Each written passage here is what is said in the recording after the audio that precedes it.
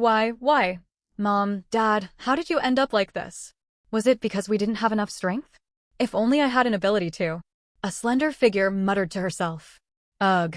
Chiyu suddenly felt a splitting headache.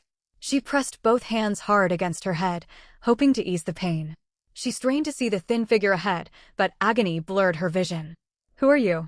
Chiyu asked, her voice hoarse, nothing like its usual crisp tone. The person turned around. I'm you. The girl stood facing Chiyu, her dry hair spilling loosely over her shoulders. Blood streaked her face, some had crusted over, yet fresh blood kept flowing from her 7 orifices. Terror surged through Chiyu. She stumbled backward and tried to scramble away, but the crippling headache left her limbs weak. She could only watch helplessly as the blood-soaked girl drew closer. Closer and closer. Until the thick stench of blood washed over Chiyu completely. Chiyu forced her eyes open. Pain racked every inch of her body, especially her head. She raised a hand to her forehead in an attempt to soothe the ache, only to realize she was slumped on the floor. The space around her was dim and bitterly cold. Where am I? Ugh. Her heart hammered wildly. Still reeling from the nightmare, Chiyu struggled to make sense of what she had seen. Was that girl just a hallucination? Or something else? She remembered she had been on her way to work, crossing the road, when a massive truck careened out of control. Pedestrians screamed in panic. Chiyu, caught near the front of the crowd, was directly in the truck's path. Bang! She was thrown into the air. A sensation of weightlessness swept over her as her vision spun. The last thing she saw was the driver's horrified face, and then everything went black. When she regained consciousness, there was no sign of the strange girl. Still trembling from fright, she confirmed she was not in a hospital. Though her body throbbed with pain, she could move. She touched her clothes. The fabric was rough and scratchy, nothing like the soft garments she was used to. A wooden bed stood before her, holding 2 motionless figures, a man and a woman who appeared to be in their 40s or 50s. The silence weighed heavy, amplified by the fading daylight and lack of lamps in the room. An eerie chill crept over Chiyu. She had been awake for quite some time, yet the 2 on the bed had not stirred once. She gently pushed them through their clothing, but they did not shift an inch. Their skin felt cold and rigid. She knew then they were dead. A young girl aching all over, 2 corpses, a dim, frigid room. The surreal scene felt like something out of a horror film. Another wave of crushing headache crashed over her. Her vision swam, and the short life of another girl flooded into her mind. Her predecessor shared the same name, Chiyu. In this resource-starved wasteland, the 3 of them had lived together. Both her parents possessed superhuman abilities, so their lives had been relatively stable. Tragedy struck when they set out to hunt mutant creatures to earn enough points to buy an ability, awakening serum for Chiyu. Deep within a canyon, they secured a valuable haul, only to encounter a mutated tiger on their way home. They overtaxed their powers in a desperate bid to escape. Though they fled alive, they sustained grave injuries. They dragged themselves home, yet their wounds proved fatal, and they slipped into an irreversible coma. Devastated by the disaster, the original Chiyu sold most of their belongings and emptied all their savings to hire a healer with restorative abilities. But Boss Ju of the Black Snake Gang set a trap and swindled every last point from her. As an ability-wielding gang leader, he was far too powerful for an ordinary girl like her to resist. The neighbors, seeing she had no one to protect her and was targeted by Boss Ju, refused to lend any aid. Some even sought to take advantage of her misfortune. They subtly suggested she marry a man, planning to seize her family's house once she wed. Without proper treatment, Chuyu's parents' condition worsened steadily. Desperate, the original Chiyu took the colorful flower crystal her parents had brought back. It was her last gamble. She had heard tales of people swallowing such crystals to awaken powers. Unfortunately, the crystal unleashed an overwhelming surge of energy that shattered her mind. She could not endure the power long enough to awaken an ability.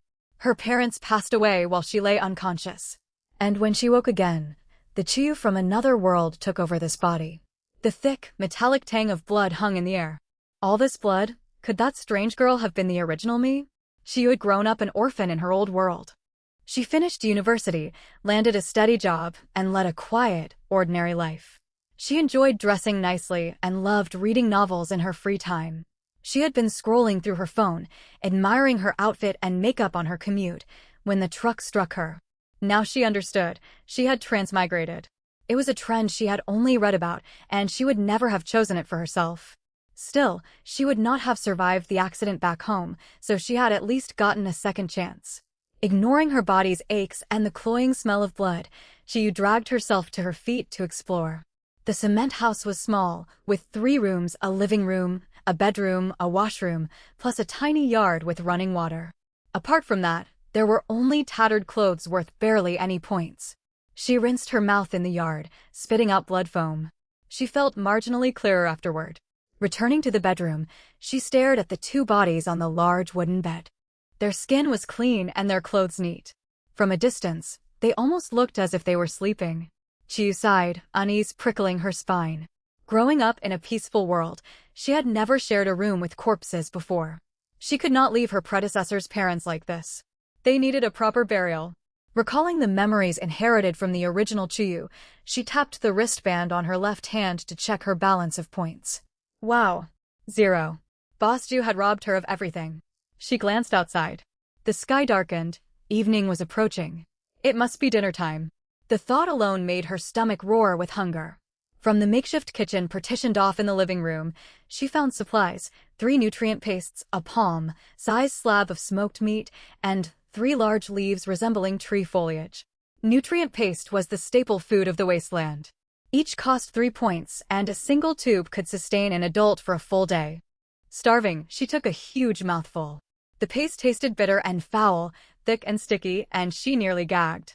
Knowing food was precious in this harsh world, she forced it down, then gulped water to settle her nausea. I knew survival was hard in the wasteland, but I never imagined the staple food would taste this terrible. After finishing 1 tube, food settled in her stomach. The debilitating weakness faded, and she regained strength. She reviewed her predicament. The Black Snake gang still targeted her, her neighbors were untrustworthy, her food reserves were dwindling, and she had no points. She was completely destitute. She did own one asset, the house. Built by her grandfather, it was located in West District, Zone D, the safer part of the settlement.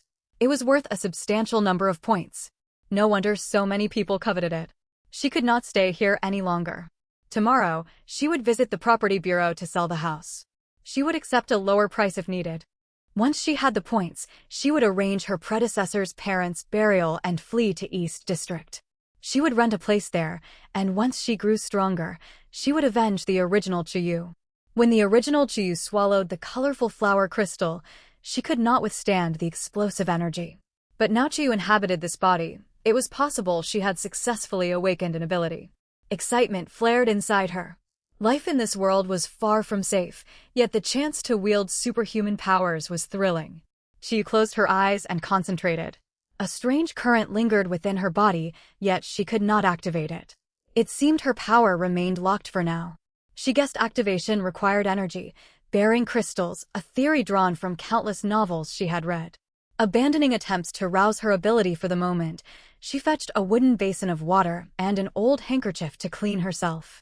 Catching sight of her reflection in the water, she froze. Good grief. Is this gauntlet, blood-stained girl really me? She stared at her brittle yellow hair, dried blood crusted on her skin, dull sallow complexion, and emaciated frame. She squeezed her eyes shut in despair. In her old life, she had been known as one of the most attractive staff members at her office. She had known she was pretty for as long as she could remember. She loved dressing up, swam, and worked out weekly to maintain her figure. Now she looked like a shadow of herself. Still, she murmured, forcing herself to look again. The facial structure is nice, straight nose, proportioned lips, and those almond-shaped eyes. The foundation is there. She calmed herself down, wiped away the blood and sweat coating her body, and felt lighter.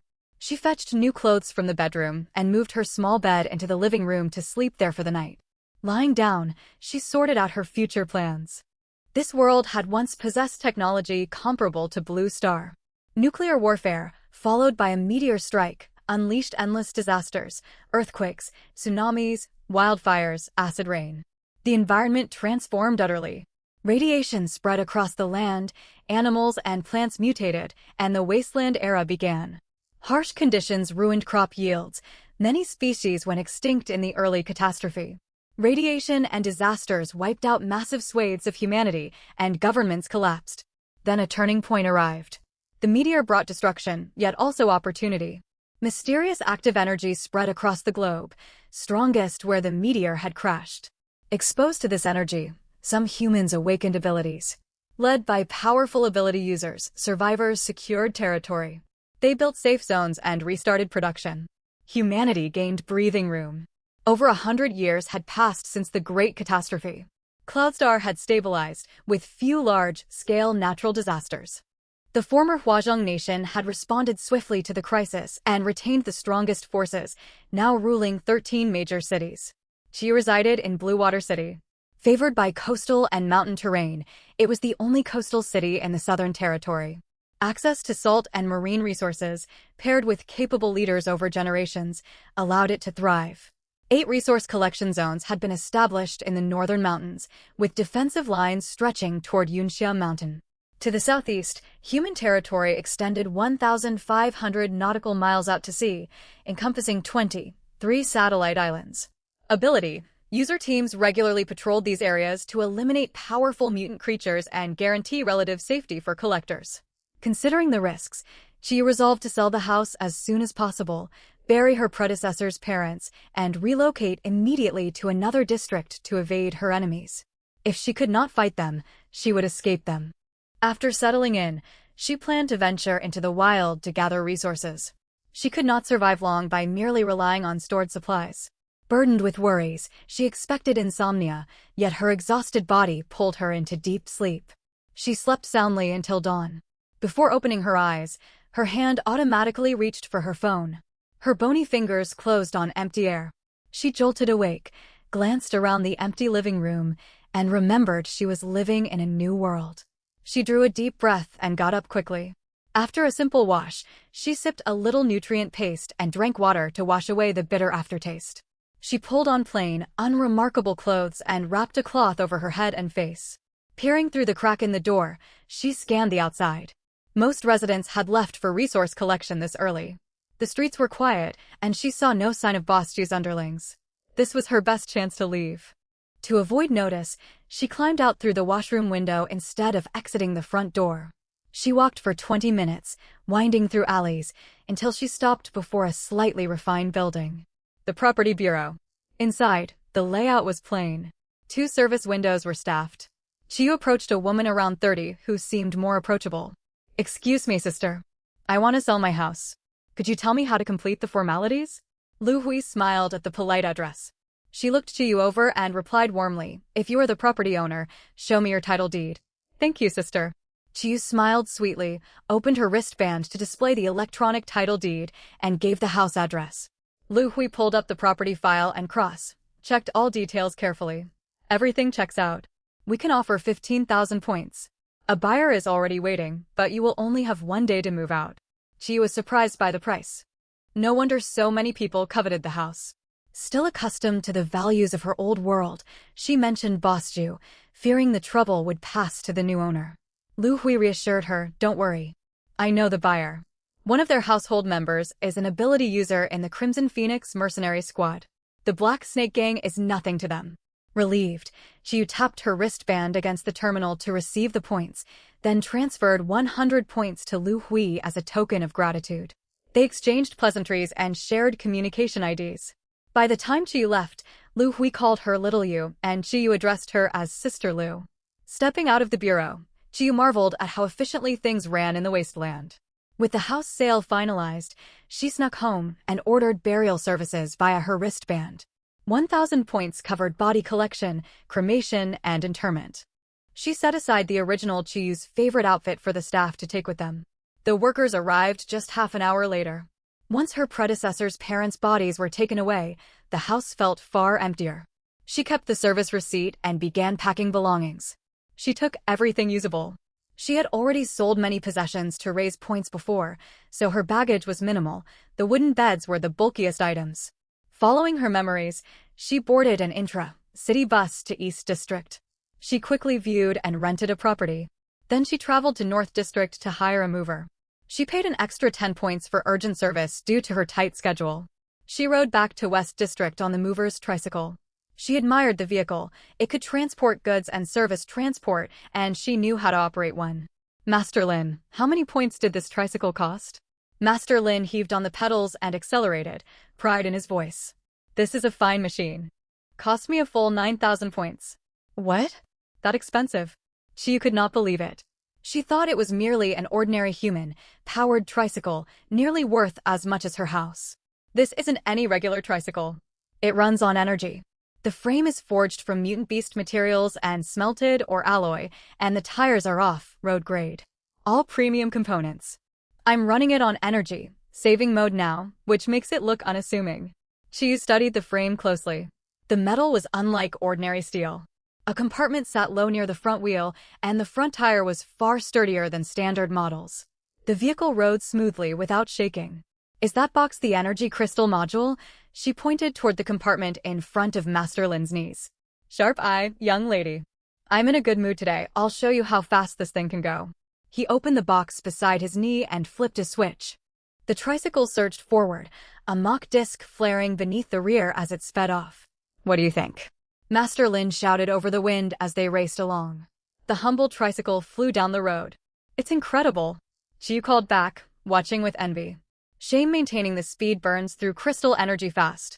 They reached Chiyu's West District home much sooner than the bus ride that morning.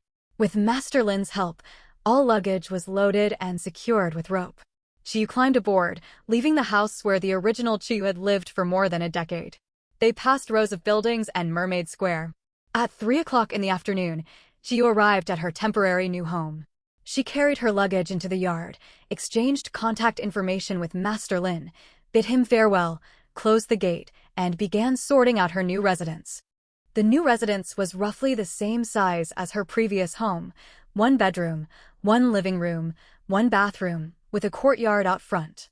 The covered corridor under the eaves was far more spacious, making it ideal for hanging laundry in the future. After unpacking and arranging all her belongings, she realized she still lacked many essentials to settle down properly here. Chiyu decided to head out to go shopping. She remembered passing a general store on her right on the way over, and following her memory, she soon laid eyes on Lee's general store. She purchased new clothes and footwear, daily necessities, gear for wasteland scavenging and gathering, household appliances, basic cookware, seasonings, plus nutritional serums. Altogether, it came to 1,200 credits. The priciest item was a dagger. Shopkeeper Lee told her the blade was forged from the fangs of a mutated tiger, imbued with an aura of intimidation that kept most wild animals at bay. Seeing Chuyu's skeptical expression, he immediately brought over a metal cage holding a rat the size of a cat, which squeaked and snarled fiercely. Under Lee's watchful gaze, she held the dagger up to the rodent through the cage bars. The dagger seemed to carry the lingering aura of the mutated tiger. The rat, which had been baring its fangs only moments before, instantly fell quiet and docile. The effect was striking, and Chiyu did not hesitate to buy it. Glancing at the remaining credits displayed on her wrist terminal, she turned to Lee. Shopkeeper, do you have tricycles powered by crystal energy? Wow, you've got good taste. Lee looked her over. Her clothing was plain, and she was heavily wrapped up, leaving him unable to guess her background, yet she dared to inquire about energy-powered vehicles. Still, he was a merchant, focused solely on earning credits. I don't have one in stock. These vehicles are high-value goods. If someone wants one, they have to place an order in advance, and I'll contact my supplier. Why are you interested? Disappointed to hear there was no ready stock, Chiyu hesitated. If she bought the tricycle, she would likely not have enough credits left for a radiation protection suit. Even so, she had to ask how long the wait would be. If I place a reservation now, how much is the deposit and when can I collect the vehicle? It was clear she was genuinely interested, and Lee's eyes lit up. He landed a big customer today. Order today, and it'll arrive in a maximum of 3 days. 3 days, Chiyu murmured doubtfully. Fearing he might lose this promising customer, Lee gritted his teeth. If you're in a hurry, I can make some inquiries. You can pick it up as early as tomorrow evening. Chiyu's heart leapt with excitement at the news. With a vehicle for transport, she would save a great deal of time traveling to and from the wilderness. What's more, the tricycle offered ample cargo space, sparing her the physical strain of hauling gathered supplies on foot. She had no immediate plans to venture into underwater exploration. She intended to grow familiar with land-based wasteland gathering first, so the protective suit could wait for now. Having made up her mind, Chiyu immediately began haggling over the price with the shopkeeper. Firm price, 10,200 credits. That's far too expensive. I can offer no more than 7,000. 7,000. Go ask around, you won't find an energy tricycle for that price anywhere, and even if you do, how good can the quality be? This one is brand new, not some refurbished secondhand scrap. Quality is fully guaranteed. The two bargained back and forth for quite some time before finally settling on a price of 9,500 credits. Seeing she could not drive the price any lower, Chiyu conceded. After paying the deposit, she realized she had bought far more goods than she could carry. She pleaded with Lee, and thanks to her large purchase, he agreed to send his staff to deliver everything to her new home. Phew, that girl sure knows how to haggle. Still, the deal went through. Hee, I've made a tidy profit this time. Once no more customers came in, Lee stepped out from behind the counter and walked toward a private area hidden behind rows of shelves, his usual resting spot. He pulled out an old communicator, found Chung Xian's contact, and placed a call. Hey, it's Lee. How've you been lately? Same as always. What brings you calling? When Lee hung up the communicator, the order was confirmed. He only paid Chung Xian 4,500 credits for the tricycle. Reselling it earned him nearly double the cost, a massive profit. He wondered how Jingwei Technology kept their prices so much lower than those in Blue Water City. They were destined to thrive, and he was happy to get a slice of the profits. Shortly after, Lee's assistant delivered all the purchases to Chiyu's home. She sorted through every item, hung the laundry that needed washing on ropes strung across the courtyard, and by the time she finished tidying up, dusk had fallen. Dinner time arrived. Entering the kitchen, Chiyu's gaze fell on the few leaves she had kept. They had wilted, making them perfect to eat now. Curious about their radiation levels, she activated her wrist terminal's testing probe and pricked each leaf one by one. Moderate radiation. Safe for limited consumption. Moderate radiation. Safe for limited consumption. Moderate radiation. Safe for limited consumption. All of them registered moderate radiation. The terminal gave an audio alert alongside a flickering yellow warning light for each reading. Chiyu rinsed the leaves thoroughly with clean water and ate them with plain cold boiled water. When they touched her tongue, she found the texture firmer than ordinary foliage, with surprisingly thick flesh that released juice when bitten into. Yet a harsh astringency and bitter taste overwhelmed every other quality, likely because the leaves were no longer fresh. She struggled to finish a single leaf, then gulped down several mouthfuls of water to wash away the unpleasant flavor. Unable to stomach the rest, she set the remaining leaves aside on a plate. Having barely filled her stomach, she headed to the bathroom to wash up. Her new rental home was not as well located as the housing in the Western District, yet its fixtures and amenities were far superior. Most importantly, the bathroom had a water heater. Power was still supplied to this area, and it stood close to the City Defense Bureau. That was why she had agreed to the rent of 120 credits per month, with a minimum 6-month lease. As she stood under the warm shower, she pondered her surroundings. Blue Water City occupied an advantageous position, bordering the sea to the southeast and east, with the winding Yunxia Mountains stretching to the west and vast plains extending northward. It had been a prosperous metropolis in the pre-disaster era. After the catastrophe, tectonic shifts altered the terrain and raised elevations. The once smooth coastline had transformed into sheer cliff faces. Only the southeast coastline remained relatively level. Maritime trade routes to the southeast and overland trade routes to the north had both reopened. Combined with both coastal and inland gathering zones, Blue Water City remained a bustling settlement. Thanks to the original host's memories, Chiyu possessed basic wilderness experience. Still, to stay safe, she recalled that the original host had attended schools within the city. No matter how outstanding her academic results had been, without an awakened ability, she could not continue her studies. Her school materials contained comprehensive guides covering wasteland ecosystems and wilderness survival skills, stored within her wrist terminal. She planned to read them after her shower. At present, relevant knowledge only surfaced in her mind when she encountered specific situations. She would have to review all the documents from scratch to gain more confidence before heading out to gather resources.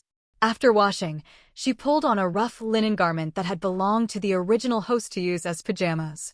The fabric was uncomfortable against her skin, but all her clean clothes were still damp, so she endured it. She dried her head haphazardly with a towel. Since she had shaved her hair short, she had no risk of catching a cold from dampness. Sitting on her made-up wooden bed, she felt unusually relaxed in this temporarily safe space free from hidden watchers. She activated the projection function on her wrist terminal and pulled up her digital collection of ebooks, Complete Guide to Wasteland Flora, Volumes 1 to 3 of Wasteland Terrestrial Marine Fauna, Catalog of Supernatural Abilities, Guidelines for Wilderness Gathering, Notes on Underwater Exploration, Selected Medicinal Plants, and more. There was also a foundational physical training routine said to strengthen teenagers' constitutions and boost their chances of awakening abilities. Faced with these official publications issued by Blue Water City's authorities, she resolved to keep reading until 10 o'clock before bed. She would wait for news about the tricycle tomorrow and would not venture outside for the time being. She started with Guidelines for Wilderness Gathering. Cross-referencing the text with the original host's past experiences, she jotted down numerous safety precautions. For instance, always wear work gloves outdoors. Many plants carry toxins that cause harm on direct contact. When encountering strongly scented vegetation, avoid inhaling the fumes directly. Cover your nose and mouth with a damp cloth before harvesting. Never consume anything with a potent odor in the wild, as the scent can draw mutated creatures with a keen sense of smell. Before she knew it, she had finished the book and retained most of its contents. While she was not blessed with perfect recall, her memory was far sharper than it had been in her previous life. Checking the time, she decided to rest. She had many tasks awaiting her tomorrow. The next day, Chiyu planned to tour the Eastern District thoroughly to familiarize herself with the area. After breakfast, she wrapped cloth around her head and face. Aside from shielding against radiation, she did not wish for others to see her current dark complexion. The covering also blocked harsh ultraviolet rays. With luck, her skin might lighten over time. After all, fair skin always made a difference. Wandering onward, she arrived at the Eastern District base store. Few customers lingered inside. Most survivors headed out to gather supplies early in the morning. Anyone shopping at this hour tended to have ample credits. Those with spare credits enjoyed more comfortable lives, and the patrons inside were dressed accordingly. Their clothing was free of patches, crafted from smooth, soft fabric. They wore radiation-proof hats, and the exposed skin on their faces looked healthy and radiant. In contrast, Chiyu's clothes were worn, and she was wrapped tightly from head to toe. She walked past the shop assistant's disdainful stare and stepped inside. The store itself was spacious, divided into separate sections for food, clothing, tools, weapons, and more. The most eye-catching items were the genetic potions locked behind thick glass panes. The cheapest radiation relief potion cost 100 credits per vial, while the priciest ability awakening potion was priced at 10,000 credits, unavailable off the shelf. Other functional potions were also available: flight potions, underwater breathing potions, invisibility potions, and others. Chiyu stared in amazement. These precious potions were mostly refined from post-disaster plants and the unique energy contained within crystal shards. A single low-grade crystal unit of energy was worth 1 credit. The original host's old school had offered courses on potion crafting. Anyone who mastered the recipe for basic radiation relief potions could easily support a family of 3. She continued browsing and noted the price tags on other goods. Fresh, low-radiation vegetables sold for 30 credits per gene, while moderately irradiated vegetables cost 10 credits per gene.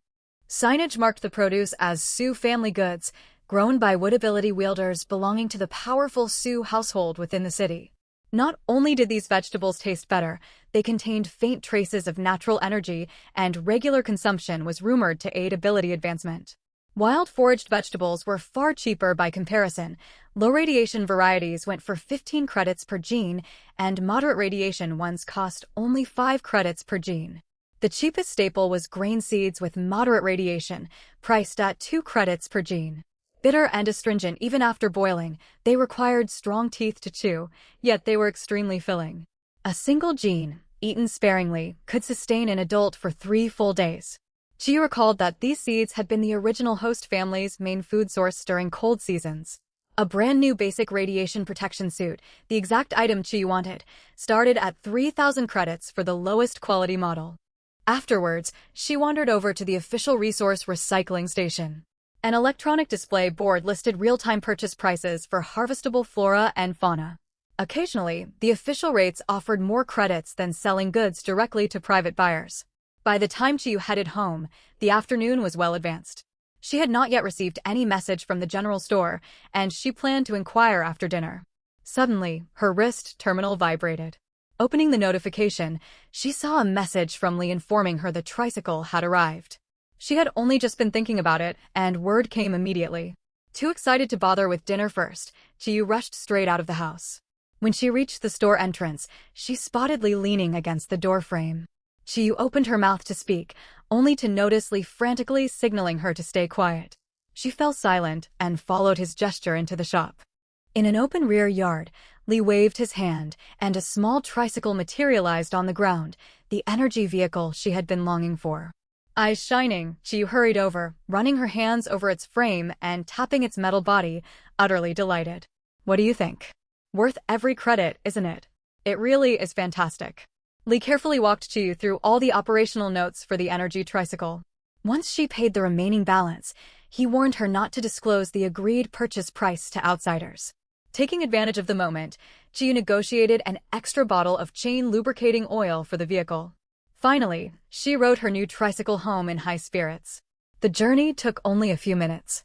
Even running in energy-saving mode, it far outpaced traveling on foot.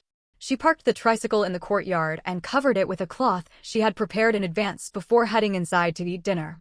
After washing up, she laid out all the supplies she would need for tomorrow's trip on a shelf by the door. As usual, she read until 10 o'clock and set her alarm for 5:30. Night passed. Chiyu drifted in and out of sleep, disturbed by noise outside before she fully woke. She stretched one hand toward the edge of the bed, instinctively reaching for a mobile phone to check the time. It hit her all at once. She was living in the wasteland now. She opened her eyes. Dawn had not yet broken outside. A glance at her wrist terminal showed it was only 5 o'clock, half an hour before her alarm was due to ring. Damn it, I've never gotten up this early before. She lingered under the covers for a while, listening to the growing stream of people outside. Knowing the main group of scavengers would soon depart the city, she forced herself out of bed. The wasteland sun carried harmful radiation, especially around midday. To maximize their harvests, most survivors rose at first light. She started a fire in the kitchen and boiled a small pot of water. She noticed her stock of firewood was running low. She would need to collect dry branches on her way back tomorrow. Fortunately, she now had the tricycle to carry them. Once she finished washing up, she filled a water pouch, slung her wicker backpack over her shoulders, and gathered her tools and the dagger. Ensuring every inch of her skin was covered, she drank half a vial of nutritional serum and rode the tricycle out of the city. Traffic grew heavier as she traveled. The streets became crowded, but drawing on years of experience riding small electric vehicles, she weaved nimbly through the throng and soon sped away. Along the road, she saw countless other forms of transport, leaving her amazed. Some rode tricycles and small electric scooters like herself, others traveled atop mutated cats and dogs, and a few glided through the air standing on levitating boards. She had worried someone might try to steal her tricycle, but now she relaxed. Next to those extraordinary mounts, her vehicle looked plain and unremarkable. She exited through the North City Gate. The roads outside the walls were uneven and potholed, forcing her to slow down. At that moment, she saw just how advantageous the flying boards were. Their riders zoomed far ahead through the air. Still, traveling slowly had its benefits. It allowed Chiyu to observe the wilderness around her. Vegetation had grown to unnatural heights. Even wild weeds reached halfway up an adult's body. Dense forests stretched into the distance. Though it was only early spring, greenery blanketed every tree, growing at an astonishing, almost accelerated rate. The land close to the city walls had already been thoroughly searched by scavengers, making viable finds scarce. She would have to venture further. Not wanting to travel too far on her first outing, and wary of grouping with strangers, which often led to trouble, she sought out a less crowded route. She fixed her gaze on the area to her right. Her memories of the original host told her a Chinese tune forest stood there. Few mutated animals inhabited this woodland, and even insects were rare, yet the chance of finding edible plants was extremely low, often less than 1%. That was why most scavengers avoided it. Researchers from the city's institute had visited several times, intrigued by the lack of mutant creatures and suspecting some hidden secret. Yet they had left without making any major discoveries. After that, almost no one traveled there. She saw its appeal. The sparse crowds meant greater safety, perfect for her to gather undisturbed. She rode onward for a short while before spotting the uneven stand of tune trees. She found an open patch of ground and parked the tricycle. To guard against theft, she positioned the vehicle where she could keep it in sight at all times. Walking up to a short tune tree, Chiyu began her first wasteland gathering expedition. She extended the testing probe from her wrist terminal and pricked leaf after leaf. High radiation. Not fit for consumption. High radiation. Not fit for consumption. She tested 2 whole small trees without finding a single edible leaf. The harvest rate really was abysmally low. No wonder so few people came here. She picked a tree with many branching limbs and sized it up. Grateful she still retained the tree, climbing skills from her childhood, she secured all her belongings, gripped a sturdy branch, pushed off with her feet, and scrambled upward to settle on a thick bough. Ignoring the wider view afforded by her elevated position, she hooked a leaf bud toward her and inserted the testing probe. Moderate radiation. Safe for limited consumption. Great. Finally, my first find. Though there was no one else nearby, Chiyu turned down the volume on her wrist terminal's alerts and relied solely on the colored indicator lights, green for low radiation, yellow for moderate, red for high. She wanted to stay inconspicuous. She repeated the same motion over and over. Insert the probe, withdraw it, wipe plant sap off the tip, and test the next leaf.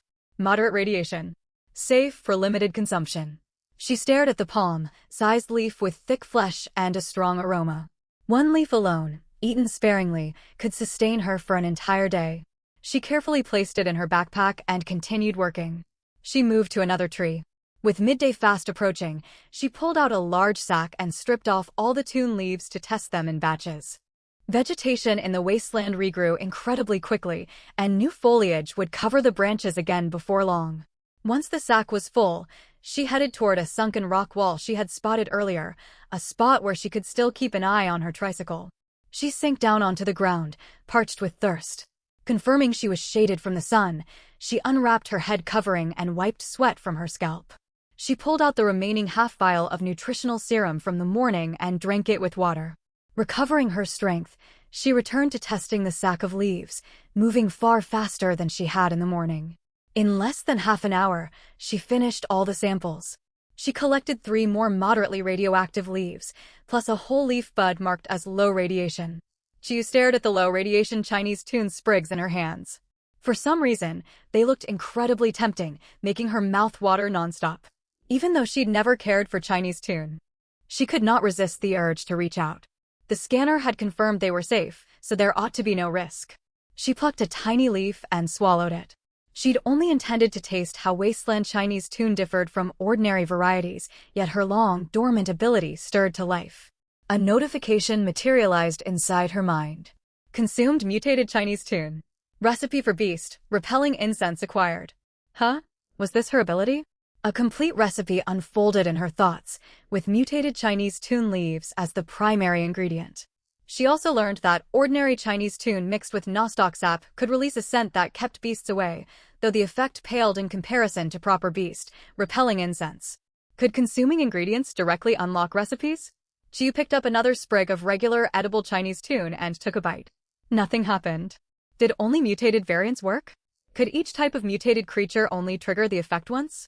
And she'd eaten it raw just now. Would cooking change the outcome? Sighing, she realized she had far too few samples to test her theories. She would have to run more trials later. Still, the beast, repelling recipe was a godsend for wasteland scavengers. Unfortunately, it would be useless underwater. She pushed greed aside. Getting this much was already a blessing. She would make sure to carry Chinese tune from now on. After eating the mutated Chinese tune, Chiyu clearly sensed a Chinese tune tree not far ahead. Something glowed at its roots, and feedback from her ability told her that was the tree's energy core. But noon had arrived. The stretch between her resting spot and the tree offered no shade. She dared not leave shelter and waited restlessly. Nostoc grew abundantly all around. Once she scanned a handful registering moderate radiation, she crushed them together with Chinese tune leaves using a stone and smeared the sap over her outer coat. When she finished, she felt a little safer, though she could not tell if it was merely her imagination. She sorted through all the Chinese tune shoots she'd gathered that morning, placing the edible ones in her backpack basket. Once the midday heat eased, she walked over to the mutated Chinese tune tree. She had already stripped its foliage earlier. She broke off several branches, knelt to dig around the roots, and chipped away the outer casing with her dagger, revealing the source of the glow, a white crystal. The process went smoothly. The flower-shaped crystal shimmered brilliantly. It formed a classic 5-petaled bloom of pure white. When twisted gently, light rippled across its surface like flowing water. It resembled crystal, yet held the soft warmth of jade. Crystals like this were rumored to boost superhuman abilities, but Chiyu was in no hurry to use it. She stowed it safely inside a hidden pocket of her clothing. Time pressed on, and she dared not linger. She harvested a massive quantity of Chinese tune shoots and stuffed them one by one into sacks, stacking 5 full sacks beside her. Even after all that picking, the Chinese tune grove was only lightly damaged. Large swathes remained untested. Chiyu found a spot sheltered by thick shrubs. Still cautious, she beat the bushes repeatedly with a branch to make certain no insects or snakes lurked within. She arranged the sacks, took a big bundle of shoots, and sat down to test each one. High radiation. Inedible. High radiation. Inedible. High radiation. Inedible. One after another, the readings marked them unsafe. She eyed a vivid green shoot. Maybe this one was viable. High radiation. Inedible. What about this tender-looking sprig? She ran the scanner over it. Moderate radiation. Suitable for limited consumption. Great. She scanned other leaves on the same branch and found one leaf with low radiation levels. As she worked, a pile of inedible shoots accumulated at her feet.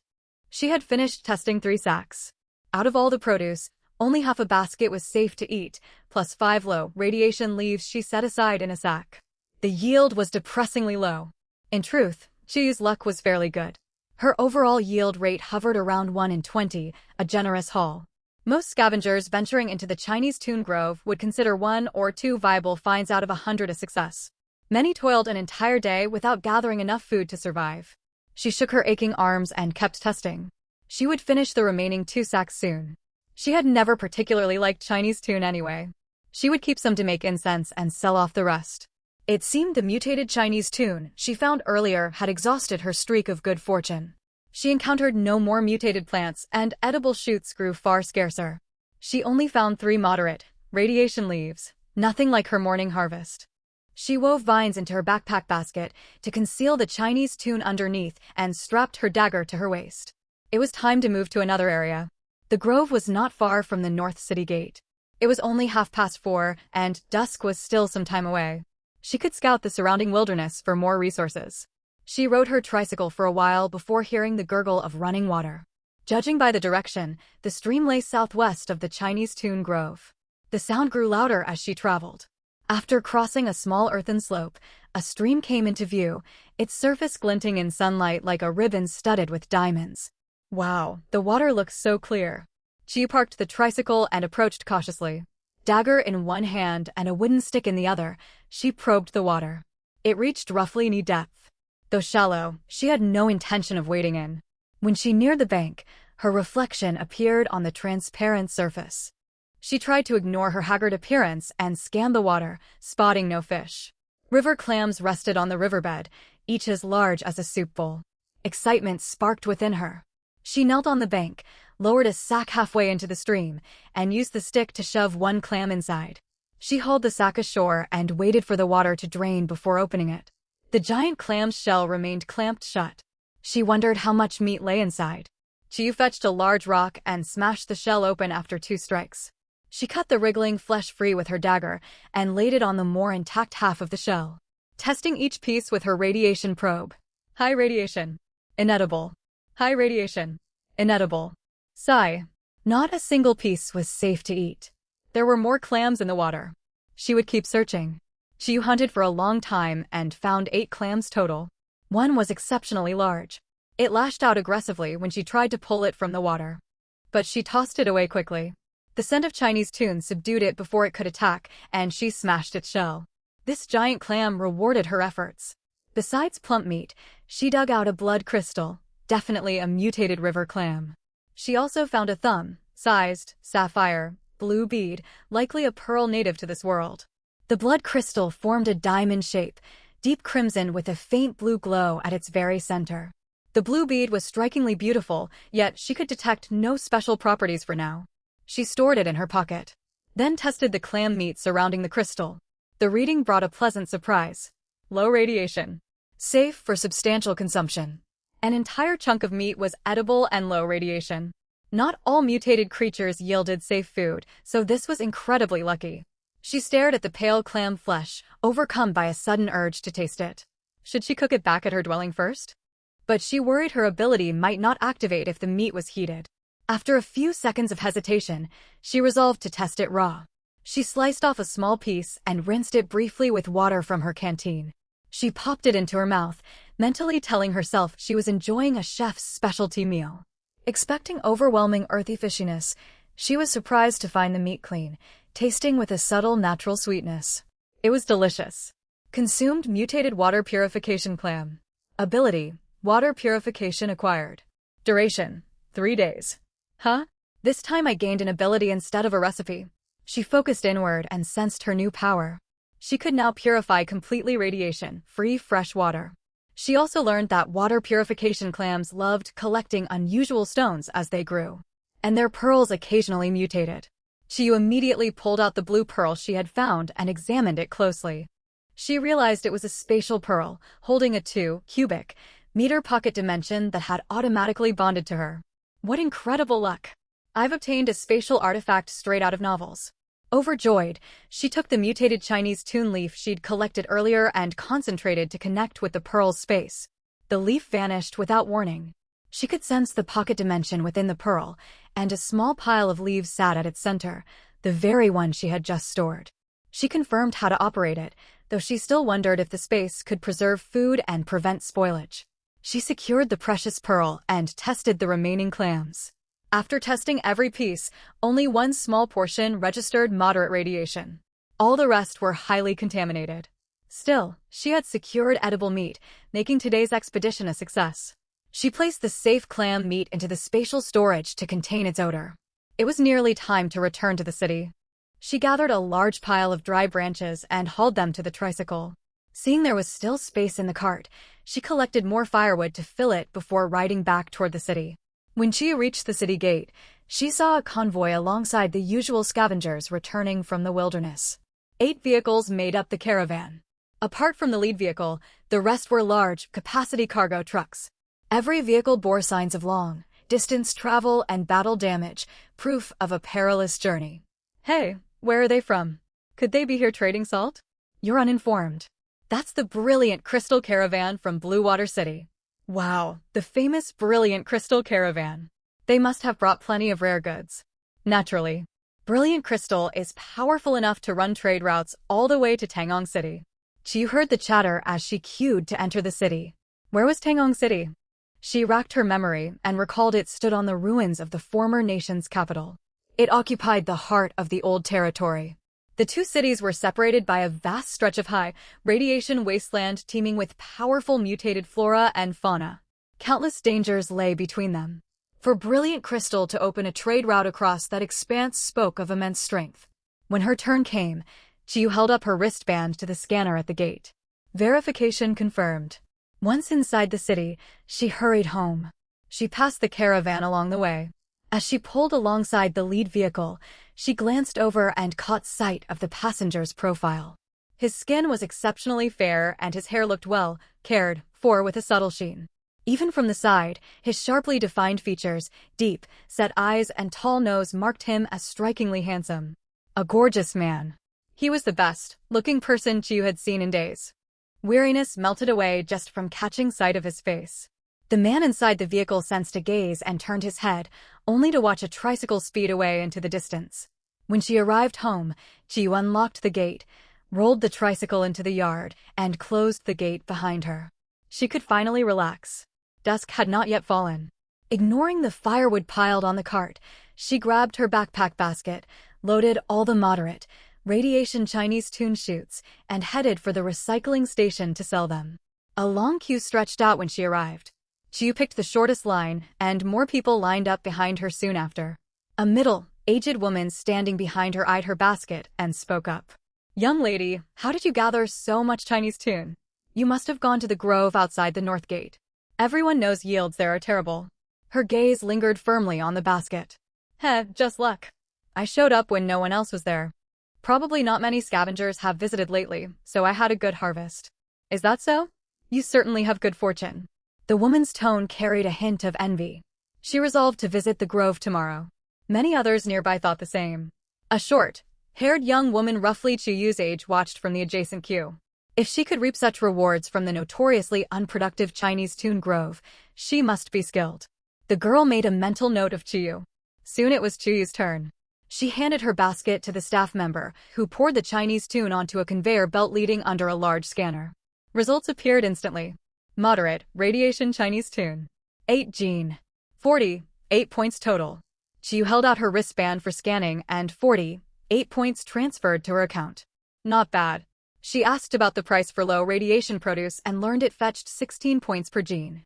Unfortunately, the low radiation shoots were mutated Chinese tune, which she needed to keep for herself. On the walk home, Chuyu thought she lacked a fishing net. She had no skill to craft one herself. She would check the general store. If she owned a net today, she could have caught far more clams. She also lacked supplies needed to make repelling incense. She detoured to Old Lee's general goods shop. She bought a landing net and a small hoe, plus toilet paper and other daily necessities. She then asked about mortars, sieves, small weighing scales, and glass containers. I'll see if I've got those items, Old Lee said. He walked into the back and rummaged through his pile of second-hand goods before carrying out a wooden crate. He set it on the counter. I picked this up from the shanty towns. It's all the small tools you asked for. 30 points if you want it. Chuyu opened the crate and inspected its contents. All tools were intact, forming a complete set of basic incense, making equipment of solid quality. She could even smell aged timber when she lifted the lid.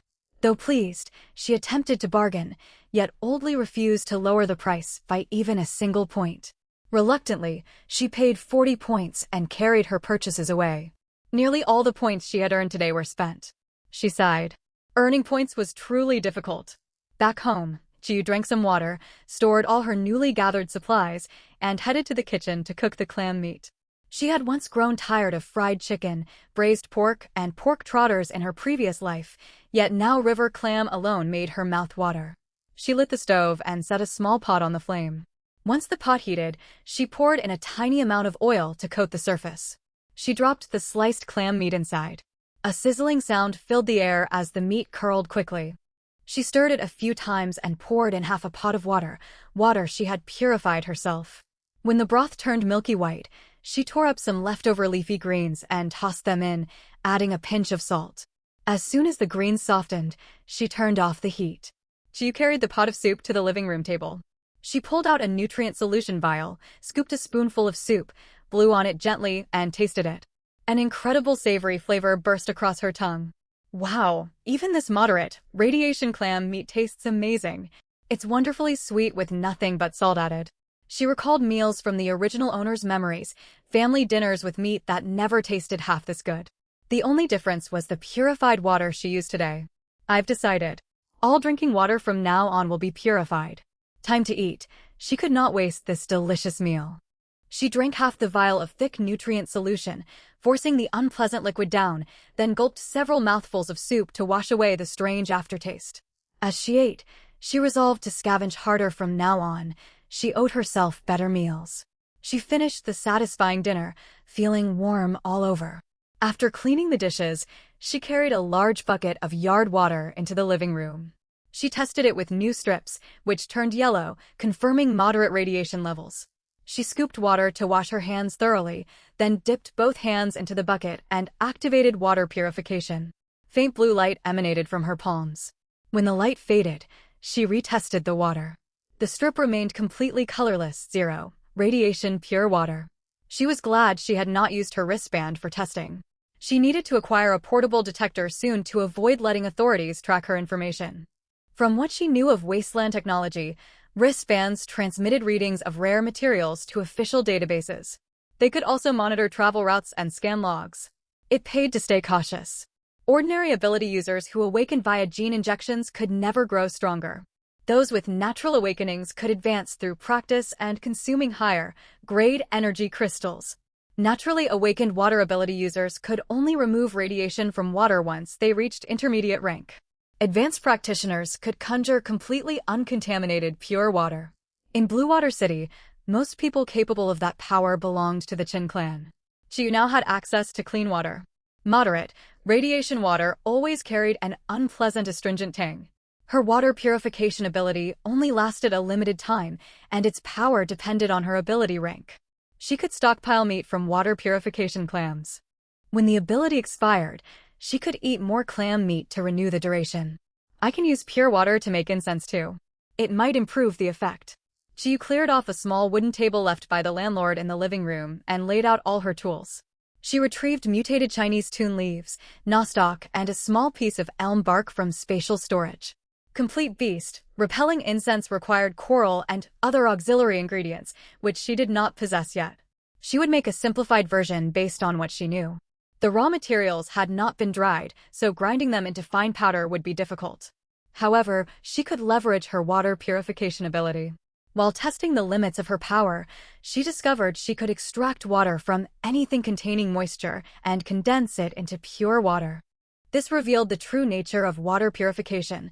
It broke down foreign contaminants and isolated pure water molecules, rather than merely filtering impurities from liquid water. That said, extracting moisture from plant matter to dry out leaves demanded far more effort than purifying standing water. Chiyu expended significant energy to dehydrate 2 leaves. Once dry, the leaves were brittle and easy to grind into powder, which she sifted carefully through the mesh screen. Finest powders were thoroughly blended, mixed with purified water and elm bark powder as adhesive, then kneaded into pellets. Once they took shape, clean water was slowly drawn away. 6 incense pellets lay before Chiyu as the finished product. She took a sniff. There was nothing special besides the scent of plants and grass, and she wondered how effective they would be. From experience, the pellets needed slow air, drying in shade to maximize their potency once fully formed. She was unsure if the same rule applied to this formula, yet she needed supplies for her upcoming trip. Only 2 pellets were set aside in a shaded, ventilated spot to dry slowly. She had stayed up late, but still rose early the next morning. She reheated leftover soup and ate alongside half a nutrient solution tube to fill her stomach, then packed all the items she planned to bring outdoors. Chiyu donned her outdoor gear and wrapped her head in a tattered headscarf, covering every part except her large eyes. She checked her exposed skin in the mirror, tawny and dark, making it impossible to distinguish her gender at a glance. She was only 16. Though tall for her age, chronic malnutrition meant she had not developed prominent feminine features. If she moderated her voice, she could easily pass for a teenage boy. She had failed to disguise herself properly the previous day. This time, every detail was covered. Grabbing her dagger and backpack, Chiyu hopped onto her tricycle and set off. She hoped to gather more wild vegetables today. She had already eaten all the tree leaves she stored, leaving only low-radiation Chinese tune. Radiation mutation had amplified the plant's sharp aroma, and Chiyu could not bear to rely on it as her staple food. She needed new sources of vitamins. With lessons learned from her last outing and the beast, repellent incense pellets for protection, she planned to venture further afield. Her wrist terminal displayed a map recorded by her late mother, marking a wild vegetable gathering site abundant with edible greens. The downside was the overwhelming number of insects. Few dared venture there because of them. The insects of the wasteland were no ordinary pests. Each grew as large as an adult human's palm, and many carried lethal venom, posing a severe threat. After 20 minutes of riding outside the city gates, she navigated winding turns and crossed thick shrubbery to reach the destination. A stretch of wild vegetables unfolded before her eyes. Making sure the beast, repellent incense pellets were safely tucked inside her front pocket, she stepped forward. Countless insects stirred in the grass, hopping, leaping, and crawling away, instantly clearing a wide safe zone around her. Excellent. Even this simple version of beast, repellent incense, works against insects. She wondered why so many bugs gathered in this location. After a moment's thought, she set down her backpack, pulled out a sickle and sacks, and began cutting wild vegetables quickly. Soon she filled 3 sacks. She sat down on a rock to begin radiation testing. One type featured long, fine leaves covered in white fuzz on the underside, resembling a mop. It was known as hair vegetable. One only needed to test its root to confirm if the whole plant was safe to consume. She had not gathered enough hair vegetable on her last trip, yet here they grew large and tender, appearing excellent quality. Chiyu worked swiftly, testing nearly half a sack in quick succession. Most of the sack contained hair vegetable. 2 samples registered moderate radiation. She wiped plant residue off her testing probe and continued testing. High radiation. Unfit for consumption. High radiation. Unfit for consumption. High radiation. Unfit for consumption. High radiation. Unfit for consumption. A tiny plant, caught among dandelions, was pulled free. It was pale white all over, with feather-shaped leaves, and its pale root looked extraordinary. Chiyu carefully inserted her testing probe into one leaf. Moderate radiation. Safe for limited consumption. Moderate radiation. Just like the mutated Chinese tune she detected previously, the plant stirred a strange sensation within her. Without further hesitation, she plucked the leaf, wiped it clean, and swallowed it. Mutated plumewing absorbed. Ability: wing feather granted. Duration: 3 days. Energy gathered between her shoulder blades. When she activated the ability, a pair of wings would sprout, letting her take flight. The power of flight. She had never expected the mutated plumewing to grant flight capability. She would have to search carefully for more specimens. She recalled reading about plumewing in a botanical text she owned. It was the primary ingredient for flight potions. According to the book, plumewing seeds could only germinate after passing through a bird's digestive tract, buried underground through frigid winters to absorb cold energy. The plant sprouted in early spring and quickly matured to bear fruit. The fruit exerted a powerful lure over avian life, yet the entire plant contained cold toxin. The fruit was the most vital ingredient for flight potions. Unfortunately, research institutes within Blue Water City had never found a way to neutralize its toxin, resulting in potions with weak effects. However, the newly unlocked ability revealed aphid honeydew could eliminate the poison. It's a toxic mutated plant. Chiyu felt a jolt of fear, yet her body showed no adverse reactions to the toxin. Could this new ability also grant her toxin immunity? That must be the case. Relieved, she stared at the small plant in her hand. Such a valuable find. She would scour the area for more plumewing across this vast expanse of wild vegetation. Testing the remaining parts of the plumewing plant revealed low radiation levels. She stored the plant inside her spatial storage and dug up its flower crystal. She sensed the crystal roughly 5 meters forward on her right. Picking up a stick, she brushed away topsoil to expose the pale white roots and dense network of root hairs. An ice blue flower crystal rolled free. A cold chill radiated from it in her palm. She dug up all visible root tendrils, shook off dirt, and placed them into storage. These were precious materials too. Ready to resume testing the wild vegetables, she spotted fungi growing nearby. Fond of edible mushrooms, she hurried over. The small brown cap spore glistening honey like liquid. She plucked one through her gloves, growing increasingly familiar with its appearance. Opening the botanical archive on her wrist terminal, she flipped through selected medicinal plants. A matching illustration appeared on the page. Buglore fungus. It secreted fragrant fluid as it grew, powerfully attracting insects. Insects that consumed the liquid fell into a narcotized stupor and perished, becoming nutrients absorbed by the fungus. For humans, it possessed a bizarre flavor and unpleasant texture, holding no food value whatsoever. So, this is buglore fungus. That explains all the insects here. Still, she gathered vegetables without trouble, proof her beast, repellent incense performed flawlessly. The buglore fungus posed no threat. Though disappointed she could not harvest edible fungi, she grabbed empty sacks and cut 6 more bags of wild greens. She repeated radiation testing again and again, replacing the scrap cloth used to wipe plant sap, until every sample was examined. Her final haul included 6 dandelion leaves, 5 shepherd's purse leaves, 12 bracken fronds, 18 portions of hair vegetable, and assorted plant stalks. She even discovered 1 ordinary plumewing, non-mutated this time. The wild vegetables here grew several times larger than those she had seen before. While many were unsafe to eat, a single large leaf yielded as much edible volume as a full kilogram of ordinary greens from the old world. Chiyu stowed her harvest. Judging the vegetables enough to sustain her for a long stretch, she placed her favorite, better-tasting varieties into spatial storage. The rest went into her backpack, intended for sale at the exchange for credits.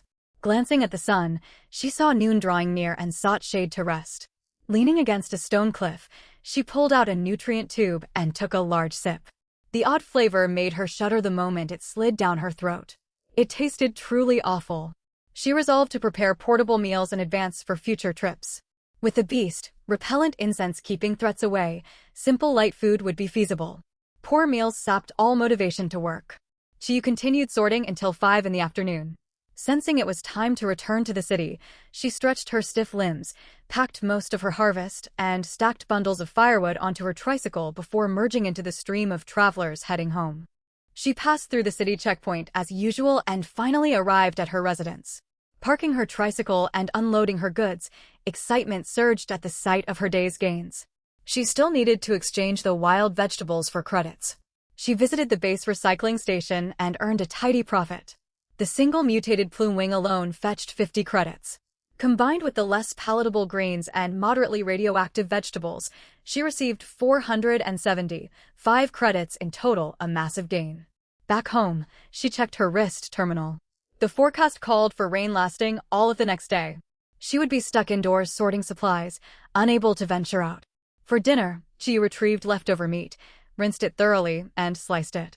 She heated oil in a pan, tossed in freshly washed wild vegetable leaves once the meat seared, stir, fried briefly, seasoned with salt, and finished the dish. Carrying her stir-fry into the living room, she paired it with the last of her nutrient solution. Sitting at the table, she sighed quietly. When will this bland, monotonous life end? She knew she was already far better off than most. She had food, water, and a secure roof.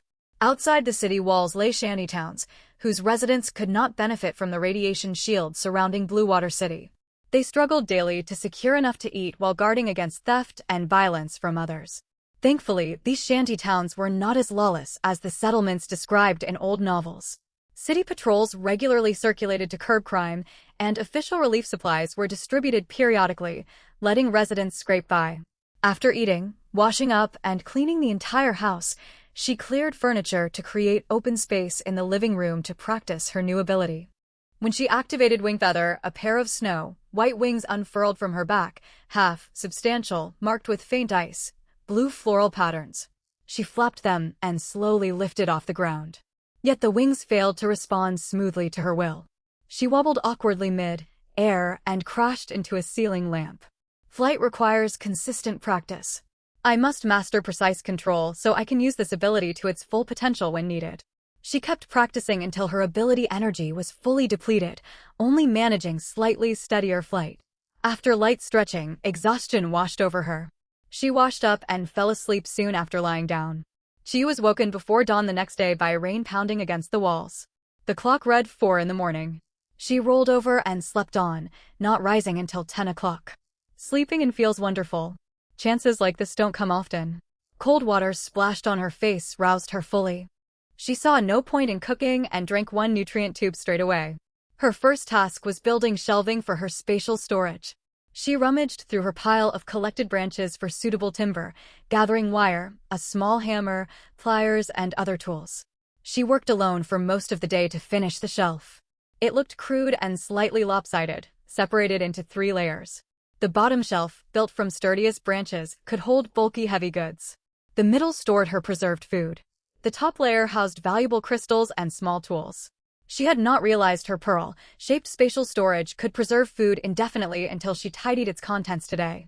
Soup placed inside the previous day remained piping hot when she took it out.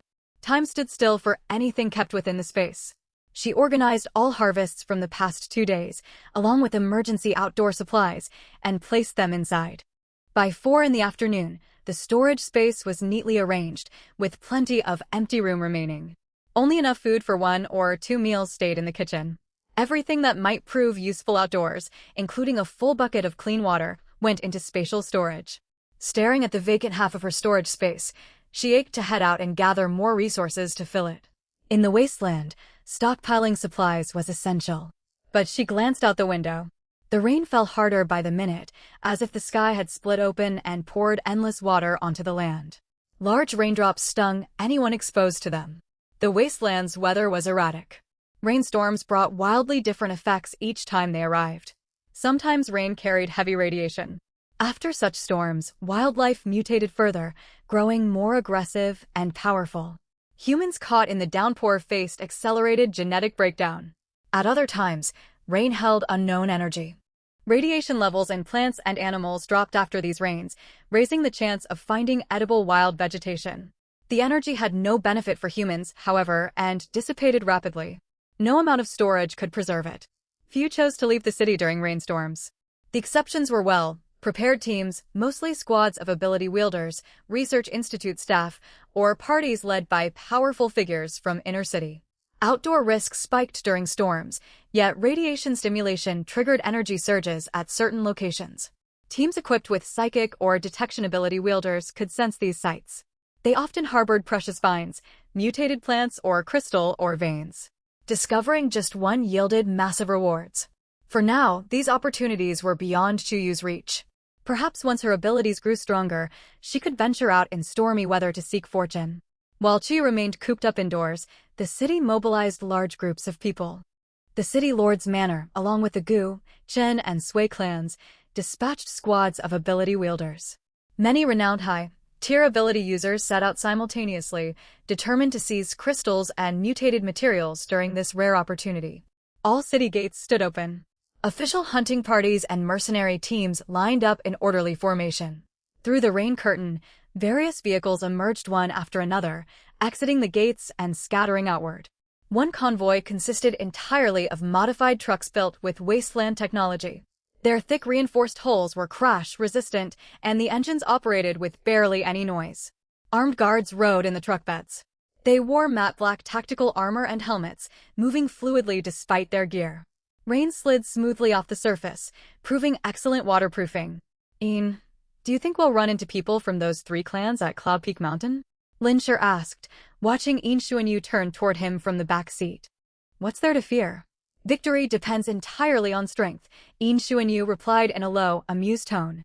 On their last expedition, Jingwei's squad had fought a near 5th-tier mutated marine creature. Just as they weakened it enough to claim the prey, forces from the Gu and Shin clans rushed in, attempting to steal their quarry. Only Yin Xuanyu's timely intervention stopped the raid. Multiple squad members sustained serious injuries, yet nobody lost their life. And the mutated sea creature ultimately belonged to Jingwei. In the wasteland, strength dictated everything. "I'm worried they might resort to underhanded tactics." "Rest easy. The 3 clans and the city lord's manor have all headed to Mooching Plains. Starlight grass and moon dusk blossom grow there, the primary ingredients for ability awakening potions. They will fight one another for those resources and have no time to target us," Xia Chifeng said from the passenger seat, adjusting his glasses. "Chifeng is right," Yin Xuanyu agreed gently. Lin Shi, the youngest member of the squad at 17, wielded exceptional metal manipulation ability. His sharp metal blades were indispensable against thick-skinned mutated beasts. Xia Hongxing, behind the wheel, chimed in. "Hunt enough creatures, and we're guaranteed rewards." Voices crackled over the communicator. "That's the spirit. Don't freeze up when you see the beasts, Lin." "Haha, Lin trains under Captain Ian. He's got real skill." Captain Ian is unmatched, though Lin still has a long way to go. Lin Shi polished his energy rifle, eyes shining with admiration. Captain Ian is absolutely the strongest. Amid their conversation, the convoy traveled far from the city. Under the pouring rain, wilderness trees visibly surged in size. Trunks thickened rapidly, branches spreading wide enough to form cloud-like canopies, and weeds grew taller than a human adult. The entire landscape seemed caught in accelerated growth. Even at the energy vehicle's speed, heavy rain slowed travel. Almost 2 hours passed before they reached the foothills of Cloud Peak Mountain. Members of Jingwei's squad climbed out, grabbing their gear to trek through the rain. Yin Xuanyu set off alone. With Xia Chifeng, a high-tier psychic ability user, covering the squad, he could safely separate from the group. After Yin Xuanyu departed, he headed toward the Azure Dragon Gang, guided by the intelligence he had gathered. The Azure Dragon Gang was a criminal syndicate secretly backed by the Qin clan, often tasked with handling the family's dirty work. Word had reached Yin Xuanyu that the Qin clan desperately needed a mutated blood ginseng. However, most of their elite forces had been dispatched to compete for starlight grass and moon dusk blossoms. They could only send a small contingent, leveraging the Azure Dragon Gang's influence to venture into Yunxia Mountain. As fate would have it, mutated blood ginseng was exactly what Yin Xuanyu sought as well. While traveling to Tangyong City with Jingwei, he had acquired a miraculous fruit. After consuming it, he could freely alter his physical appearance using his psychic ability. With one restriction, he could only take the form of people he had seen before, and each transformation lasted 1 hour. It was the perfect ability to fish in troubled waters. Heavy rain effectively covered all traces. After some effort and staying on the right general path, he finally reached his destination. Entering a dense forest, In Xuanyu examined the footprints on the ground and confirmed that the group was nearby. He unleashed his psychic scan and spotted his target deep within the woods. The blood ginseng shimmered with crimson light, and even from this distance, he could sense the immense energy contained within it. Certain of his target, In Xuanyu transformed into a burly man, slipped silently deeper into the woods, and concealed himself behind a fallen log. He watched members of the Azure Dragon Gang, directed by Qin clan subordinates, besiege a giant serpent. At the center of a pool behind the serpent sat a small stone platform where the blood, red ginseng grew. Every time the serpent neared defeat, the blood ginseng released a wave of light, instantly bolstering the beast's strength. It was clear the gang and the serpent had been locked in stalemate for some time, yet the standoff would not last much longer. The gang leader, Xiaohu, had yet to join the fight. Gritting his teeth at the cost, In Xuanyu pulled a vial of potion from his spatial bracelet. He twisted off the seal and hurled it toward the fighting gang members and the giant snake. As the liquid made contact with open air, it rapidly vaporized, and the humid rainy conditions accelerated the spread of the mist. Thick fog soon engulfed the battling parties. The torrential downpour provided flawless cover. He had taken an antidote beforehand and was immune to the sleeping agent. He had traded this potion from the notoriously stingy Tang Yi. It was premium stock from the Jichao Tower, effective against psychics and mutated creatures of the 6th rank and below. It acted swiftly enough to knock them unconscious for a full hour. In Xuanyu murmured to himself, "If I weren't after the mutated blood ginseng, and eager to deal a blow to the Qin clan, you lot would never get to taste such an expensive item." Huh? Why do I feel so weak all of a sudden? What's going on? Ambush. The Azure Dragon Gang fighters' movements visibly slowed. Moments later, every man collapsed into unconsciousness. Seeing all its opponents fall, the giant serpent opened its massive jaws, ready to feast on the helpless humans. But after crawling forward a short distance, it too crashed motionless to the ground. Mission accomplished. Once both humans and the beast were out cold, In Xuanyu stepped forward unhurriedly. He nimbly navigated the scattered obstacles on the ground and reached the blood ginseng. Bathed in the crimson glow emanating from the plant, his eyes tinged faintly red, and a surge of violent urge welled up inside him. Still, he retained control of his mind. In Xuanyu retrieved a preservation crate designed specially for storing medicinal herbs from his spatial storage. After verifying its power supply was stable, he opened it, pulled on protective gloves, carefully placed the blood ginseng inside, and sealed the container shut. He focused his senses to confirm no energy aura would leak out. His greatest prize safely secured, it was time to collect all leftover spoils. First came the high-rank mutated serpent. To preserve the integrity of its hide, In Xuanyu unleashed a psychic shock to kill it instantly. He rolled the massive serpent up and stowed it in his spatial storage. Next came the gang members' weapons and equipment. Even small gains were welcome for someone who owned a trade caravan. So he searched every body thoroughly. An ornament crafted from mutated bamboo fungus. What treasure is hidden inside? The ornament in his hand was a pocket watch plated with metal. Behind the dial lay a tiny independent storage space. If not for his sharp psychic senses picking up the anomaly, he would have overlooked this valuable find. Mutated bamboo fungus was an extraordinary biological material endowed with minor spatial properties. It preserved items far better than his preservation crate. He had discovered it on the leading member of the Qin clan. Whatever lay within was surely extraordinary. He set aside investigating the contents of the pocket watch for later. After finishing his looting and erasing every trace of his presence, he fled the area at speed. There was no need for him to personally kill the unconscious people. A mutated man, eating vine nearby, was on the verge of awakening. Absorbing energy from the rain, it was ready to advance and desperately needed fresh prey. These unconscious humans would serve as a plentiful meal. He was no match for the vine for now, so it was wise to leave quickly. As In Xuanyu traveled far away, rustling noises echoed in the forest after a short delay, as though something large was creeping across the ground. Squelch! Dark red vines coiled around the unconscious humans like venomous snakes. Thin tendons pierced their flesh effortlessly. As wet sucking sounds filled the air, the gang members' bodies gradually withered, leaving nothing but skeletons draped in tattered clothing.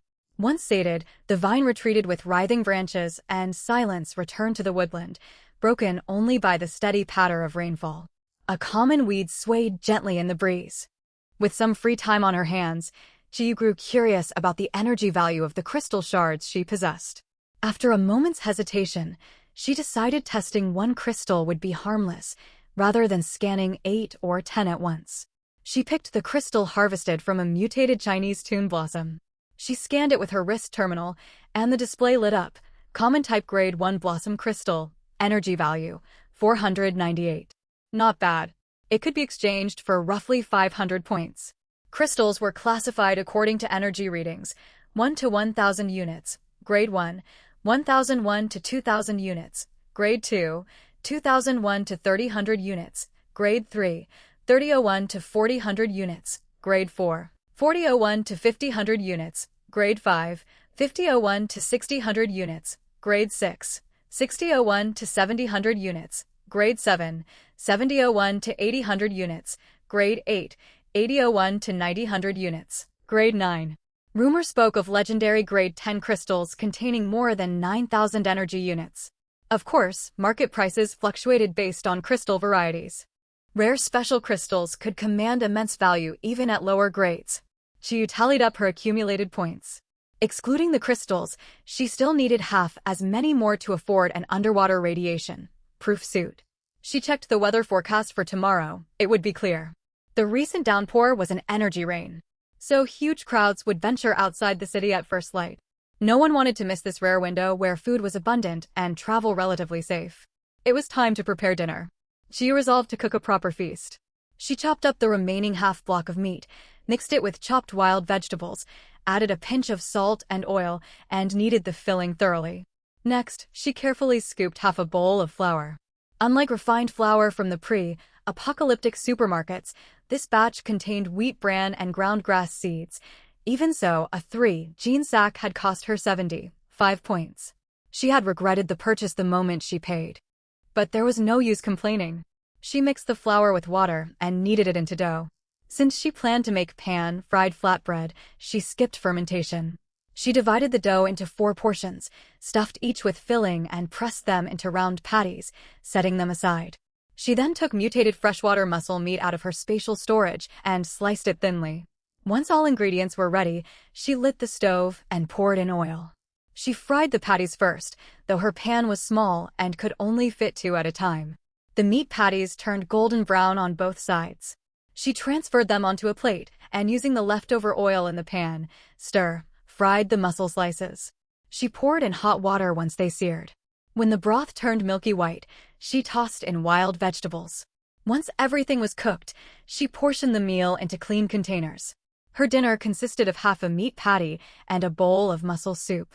She bit into the pastry, overwhelmed by how delicious it tasted. The purified mussel soup was especially remarkable, sweet on the palate with crisp, springy mussel flesh. Every mouthful left her feeling revitalized and light. She resolved not to touch nutrient paste for this meal, unwilling to ruin such wonderful flavors. Having lost a day of foraging due to the rain, Chi rose extremely early. She packed her belongings, hopped onto her tricycle, and set off. Determined to recover her lost gains, dawn had barely broken when she arrived at the city gates. Today, she planned to revisit the small stream she had found previously to gather more freshwater mussels, fully equipped for the trip. Following the navigation on her wrist terminal, she cycled for roughly half an hour to reach the location. Vegetation had mutated rapidly after the energy rain, growing to enormous sizes, burying the original path entirely. She forced her way through thick foliage. Without the navigation map, she would have become hopelessly lost. Thankfully, Jiu carried an aromatic repellent pill. Most insects and mutated beasts fled from her scent.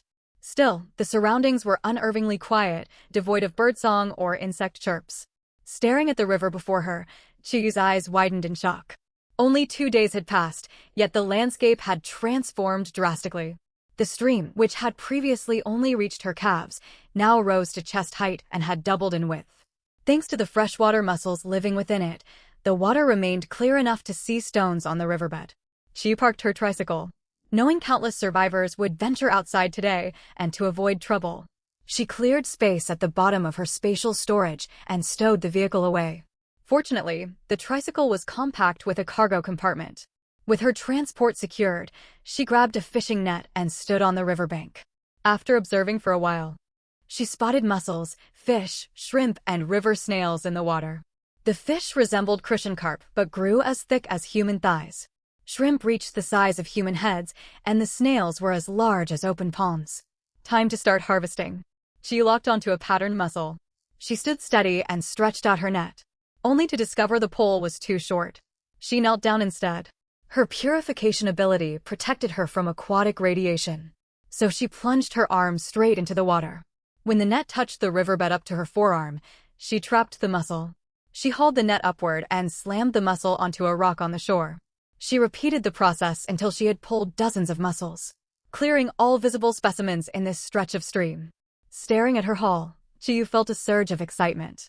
She turned to the patterned mussel, its shell clamped tightly shut. To avoid being pinched, she kicked it a short distance away, squatted beside the shell's opening edge, and weighed it down with a rock. She slid a thin blade into the crack, slowly severing the adductor muscles. She removed the stone, inserted her dagger, and pried the shell open. She repeated the procedure for every mussel to keep their shells intact. Then she began testing each specimen. The yield was far higher than expected. She detected 3 mutated mussels, all contaminated with low-level radiation, yielding 3 blood crystals. Among the ordinary mussels, many were safe for consumption, and she extracted a handful of small pearls, though not large or imbued with special abilities. Each pearl was smooth and glossy. I have enough pearls to string a bracelet. If I gather more, I can make a necklace too. Genuine wild freshwater pearls like these are priceless in the wasteland. Chiyu separated the edible mussel meat, filling 2 large basins, all low radiation produce. Only one small basin held meat tainted with moderate radiation. She stored the mutated mussel flesh separately. The inedible mussels went into fish traps. She carried the traps to a well-concealed, overgrown section of the bank, lowered them into the river, and tied the ropes to large boulders to stop them drifting away. After securing 3 traps to collect overnight catches, she tossed leftover mussel flesh back into the stream. She kept attractive shells and all mutated mussel shells within her storage. Glancing along the bank, Chiyu noticed abundant water celery growing nearby. She hesitated. She hated celery of every kind, and even its scent made her uncomfortable, but she steeled herself for the sake of trading points. A pained expression crossed her face as she cut large bunches of water celery. She moved her radiation testing probe as quickly as she could. High radiation. Not fit for consumption. High radiation. Not fit for consumption. Moderate radiation. Safe for limited consumption. High radiation. Not fit for consumption. Moderate radiation. Safe for limited consumption. The results were decent. After clearing most dense growth along the shore, she filled a full backpack with stalks and leaves. Packed tightly, it was a solid haul. Even if she could not stand eating it, selling it would earn her plenty of points. She spotted groups of survivors walking toward the stream in the distance. She glanced toward her hidden fish traps, confirmed they remained concealed, then headed east to avoid the approaching strangers. Pushing through increasingly thick vegetation, a sweet fragrance drifted toward her. What scent is this? It smells wonderful. Chiyu followed the aroma until she reached a valley carpeted with flowering trees. Blush pink, snow white, and apricot blossoms blended together, dotted with splashes of purple, blue, and pale green. The scenery was breathtaking. The fragrance grew richer as she drew closer. She recognized peach blossoms, apricot blossoms, plum blossoms, crabapple, and cherry blossoms alongside many unfamiliar flowering trees. Such a vast sea of flowers must contain valuable resources. There might even be mutant bees, which meant honey. Honey was guaranteed to fetch a fortune in wasteland trade. She stared at the oversized blooms and resolved to test whether they were edible. In the wasteland, even wild leaves could be eaten. She plucked a peach blossom. Holding the soft pink petal, she inserted her testing probe. Moderate radiation. Safe for limited consumption. It really was edible. Chiyu's eyes lit up as she surveyed the valley of blossoms. She began testing flowers frantically, wishing she had more hands to speed up the work. She made up her mind. Whenever the weather allowed, she would return to harvest every edible plant here. Unfortunately, she had wasted much of the morning. She changed her plan temporarily. First, she would explore the valley thoroughly to map all available resources, then return fully prepared to gather materials. Most importantly, she lacked sufficient storage containers. She gripped her weapon and advanced cautiously. Flower trees stretched endlessly, interspersed with low shrubs heavy with ripe fruit. She pulled on gloves and picked samples of every fruit she saw, dropping them into her backpack. As she sorted through the tempting fruits, a steady buzzing sound echoed through the air. She held her breath and listened closely, the hum of bees. She checked the remaining duration of her insect repellent pill. Moved with extreme care, pushing branches gently aside. A beehive as tall as a human came into view beside an exceptionally thick peach tree. Mutant bees the length of fingers flew in and out, and their needle, like stingers, warned her they were extremely dangerous. She retreated a short distance. She pulled out another repellent pill, picked a spot where many bees gathered to the left. Checked that all exposed skin was covered, and quietly circled around. She tossed the pill forward, then ducked behind a boulder to watch the bees' reaction. Within a minute, the bees grew agitated, buzzing wildly. Abandoning their foraging, they fled far away from the area tainted by the scent they detested. It works perfectly. Great news. Now she had a reliable method to deal with the mutant bees for future visits. To prevent other survivors from discovering this valley, she needed to work fast. She made plans to stay here for the next 2 days to gather as much produce as possible, leaving honey collection for the final day. With her schedule set, Chiyu checked the time and headed back toward the stream to check her fish traps. But as she neared the bank, a thick metallic stench of blood washed over her. What happened here? She held back from rushing forward, hiding to observe carefully. Broken shrubs and churned mud littered the shore, dotted with puddles of water. Several large trees had snapped clean in half, as though struck by a massive creature. Whatever could smash trees of that size must be a powerful mutated beast, likely emerging from the river. Could it be a formidable amphibious mutant? She had seen no large creatures when she was here earlier. This stream concealed far more danger than she had imagined. The area is quiet now. The beast must have left or been killed. Even so, Chiyu gripped her dagger, ready to activate her wing ability to fly away the instant danger emerged. She inspected the site with the worst damage. A fierce battle had clearly taken place here, with blood splattered everywhere and scorch marks left by fire-type psychic abilities. Her heart sank with worry for her fish traps. One trap sat dangerously close to the battle zone. When she checked, its securing rope had snapped, and the trap had drifted far downstream, impossible to recover. Damn it, what rotten luck. That's a heavy loss. Chiyu groaned, mourning the lost trap that had never even yielded a catch. She checked the other 2 traps, which remained intact. She hauled them ashore immediately. They felt heavy, promising a decent catch. Overjoyed, she stowed them straight into her spatial storage. She dared not linger any longer. She hopped onto her tricycle and raced toward the city gate, leaving testing the catch for later. When she spotted groups of survivors heading back to the settlement, she finally relaxed her guard. She tightened her grip on the handlebars. She made no attempt to hide her harvest, leaving the water celery in the tricycle's cargo compartment. Nearly everyone who ventured outside today had reaped rewards, provided they avoided terrible misfortune. Most travelers along the road wore satisfied smiles. People clutched their baskets or sacks tightly. Those with vehicles rode as fast as they could. Some confident folks even began discussing the day's gains along the road. No surprise after the energy rain. You can stumble across food just wandering outside. I'll definitely get a small 3-wheeler to commute with what I earned today, a burly bearded man chatted with the person beside him. You're not wrong. Shame the blessings of the energy rain only last 3 days. Once those exotic beasts digest the energy, their numbers will surge and most will grow far stronger. Gathering resources won't be this low risk after that. The city will send the city defense corps and mercenaries to clear out the exotic beasts then. As long as we work hard these 2 days and stock up food, we can wait safely until the culling is over. An elderly woman overheard them and spoke with the air of someone who'd seen it all. You're far too optimistic. Situations like this often bring beast tides 3 days later. My distant nephew's girlfriend works as a clerk for the city defense corps, and she said it's confirmed. Good heavens. A beast tide. That's terrifying. What will us ordinary civilians do? Don't listen to fearmongers. Bluewater City has cutting-edge protective shield technology now. Researchers also developed odor-repellent bombs for exotic beasts. They deploy them within the city and surrounding areas every 3 days. The beasts can't stand the scent, so a beast hide is impossible. That makes sense, actually. Several others nodded in agreement. You youngsters don't know the whole story. I'm not making this up, I have insider information. Believe it or not. The settlement will put out official warnings soon enough. The stout woman tilted her chin, acting as if she had powerful connections, and shot a sharp glare at the man who'd contradicted her. Chiyu listened to the surrounding arguments as she rode forward, quietly sorting through the information. Whether the beast-tide rumor was true or false, stockpiling supplies was always a safe bet. She planned to sell her harvest first, then buy filling staple foods once she got the credits.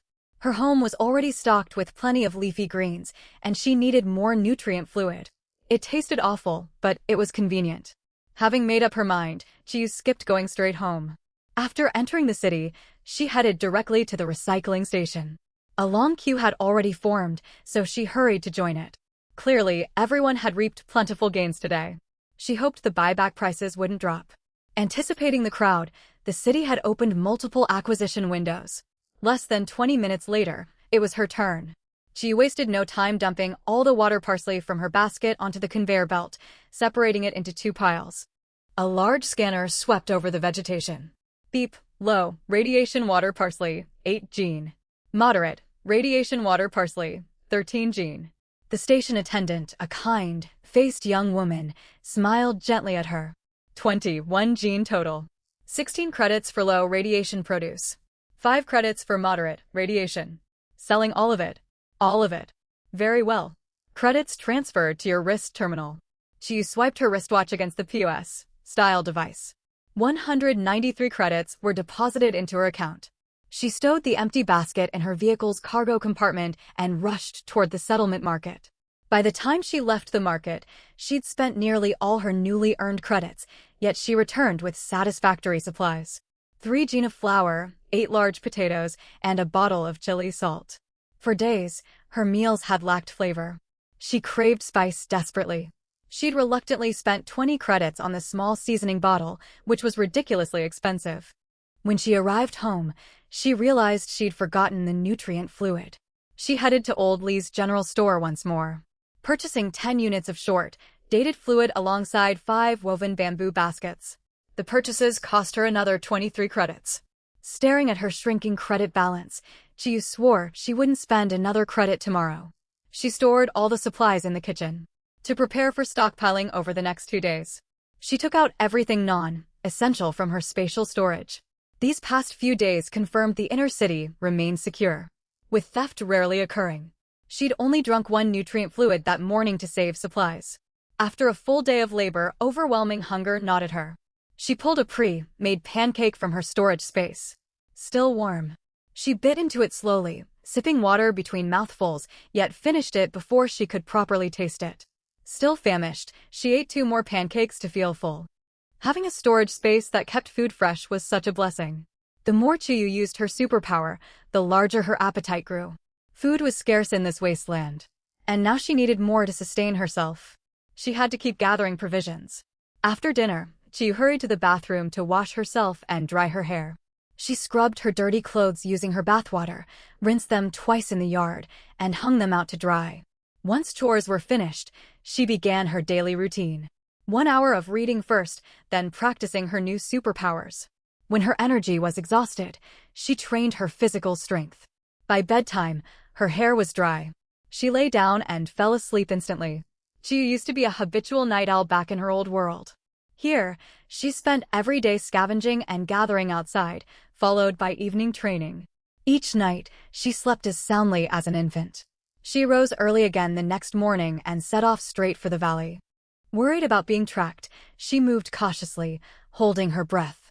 Fearful others would discover her secret gathering spot. Upon reaching the valley, she prioritized maximum efficiency. She skipped testing vegetation for the entire morning and focused solely on harvesting. Spreading out all her sacks in a row, she picked flowers from a promising tree and soon filled half a sack. To save space, she lifted each sack and shook it down to pack contents tightly. By 11 o'clock, she had filled 13 sacks. She paused to drink water and wipe sweat, then kept working. Chiyu headed for the berry bushes she'd had her eye on, gathering all ripe, looking berries carefully into a rattan basket. Once the basket was full, she decided to test a portion of the harvest. Otherwise, her storage space would overflow. She sat down on a large boulder and sorted the berries. Edible ones were categorized based on radiation levels, while inedible fruit was discarded. She worked nonstop for 2 hours. The valley terrain blocked the midday sun, letting her test her haul in comfort. The rewards were remarkable. She collected nearly half a basket of berries and 5 sacks of assorted flowers. What's more, she found 2 new mutated plants, mutated peach blossoms and mutated raspberries, granting her 2 new abilities. Mutated peach blossoms boosted mental resistance and unlocked the charm ability. Mutated raspberries brought a wonderful surprise, the stealth ability. It failed to hide her from thermal detection, but it was still an invaluable skill. As before, the powers gained from consuming mutated plants only lasted 3 days, yet they significantly strengthened her self-defense capabilities. Chiyu also discovered she could only absorb abilities from 2 mutated organisms each day. She found another strange fruit that day, roughly the size of an apple. Its dark outer skin was veined with purple, and the fruit felt extremely hard. Chiyu did not recognize it, yet sensed it was extraordinary. She dug up the small tree bearing the fruit and placed it in her storage space, planning to examine it the next day. She also collected 2 flower crystals, one pink, one black. The pink crystal resembled a delicate peach blossom carved from translucent rose-hued crystal. She loved it instantly and stored it away as a collection piece, choosing not to sell it for now. In the afternoon, she halted testing once more and launched into non-stop harvesting, determined to fill her spatial storage to capacity. By the time she dragged herself home after the long day, she was completely worn out. Too tired to cook, she drank a nutrient fluid directly. Still, her efforts paid off. Her storage space was nearly crammed full of the day's harvest. She rested for a while until she regained enough energy to organize her storage and clear space for tomorrow's gathering. All vegetation she'd finished testing the previous day was stacked in the kitchen. She also uncovered fish catch and scattered flowers and berries she'd neglected to tidy up the day before. She tested their radiation levels as usual. 5 small fish, a large chunk of fish belly, 3 portions of conch meat, 2 prawns were safe for consumption. She also gathered plenty of usable flowers and a plate of berries. The newly accessible food lifted Chuyu's spirits. Staring at the pale fish flesh, she thought of boiled fish, grilled fish, steamed fish, and chili fish from her past life, and nearly drooled. She sorted out the berries harvested that afternoon to test them first. She craved fresh fruit. Radiation berries were set aside in storage, to be discarded somewhere along the road tomorrow. The berries came in shades of red, purple, and blue, each roughly the size of a peach. She washed 2 and took a bite. Sweet and tart juice burst across her tongue. The fruit was juicy and incredibly tasty. She ate 2 to satisfy her craving. It was time for her usual reading and training. The remaining untested produce was left at home, waiting to be processed when she returned the next day. After completing her nightly routine, Chiyu collapsed into bed and fell asleep. Standing beneath the tall flowering tree, Chiyu harvested the vibrant blossoms just as she had the past 2 days, prioritizing any varieties she hadn't collected before. Packing sack after sack into her pearl-shaped storage space. After stripping flowers from a white blossom tree, she spotted a striking tree to her right, blooming with blossoms the color of sunset glow. The blooms were standard size, unlike other mutated flora that grew abnormally large. Their shape reminded her of paradise flowers from her previous life. Elegant and graceful atop the branches. Chiyu stepped closer to admire them. The moment she crossed within 3 meters of the tree, clear chirping echoed around her, as if thousands of birds surrounded her. Before she could identify the source, a shadow shot forward like a blade, moving at incredible speed. Chiyu only had time to step backward 2 paces to steady herself. Where she'd stood a moment earlier, a bird-shaped flower embedded itself in the dirt. Its beak, like tip, drove deep into the soil, sending stone fragments flying. The flower trembled gently. She gasped. If that had struck her body, it would have pierced straight through. What was it? It looked beautiful, yet attacked with such ferocity. A new mutated plant? Judging by its destructive power, it must be highly valuable. If she could gain its ability, her combat strength would improve drastically. The problem was figuring out how to obtain that power. She stared at the flower lying only a short distance away. An idea struck her. She crept forward cautiously. Nothing happened. She tossed a small stone at the flower and still no reaction. It seemed the flower only struck once after launching an attack. Luck was on her side. She silently prayed to every deity she knew, hoping the bloom carried moderate radiation. Clasping her hands before her chest, she plucked a single petal from the flower on the ground and held it against her testing needle. Moderate radiation. Safe for limited consumption. Yes! She jumped with excitement. She popped the petal straight into her mouth and swallowed it. Instantly, text appeared before her eyes. Mutated sunset bloom consumed.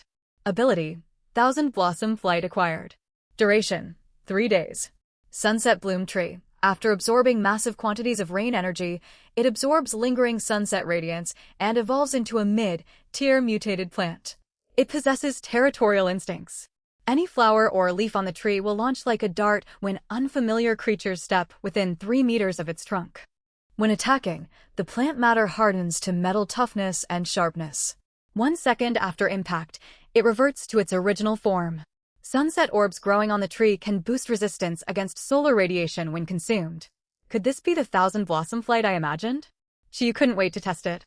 She focused her mind, held 2 fingers together, and aimed at a leaf to her right. A sharp whoosh sounded. The leaf was pierced, and a tiny flower dart embedded itself in the tree trunk behind it. It was a miniature sunset bloom, no bigger than her pinky finger. Only a small number could be launched. It hardly lived up to the name Thousand Blossom Flight. She tried several more times, and found she could summon a maximum of 3 darts even when channeling all her energy. She still had a long way to go before she could unleash countless flying darts like characters in novels.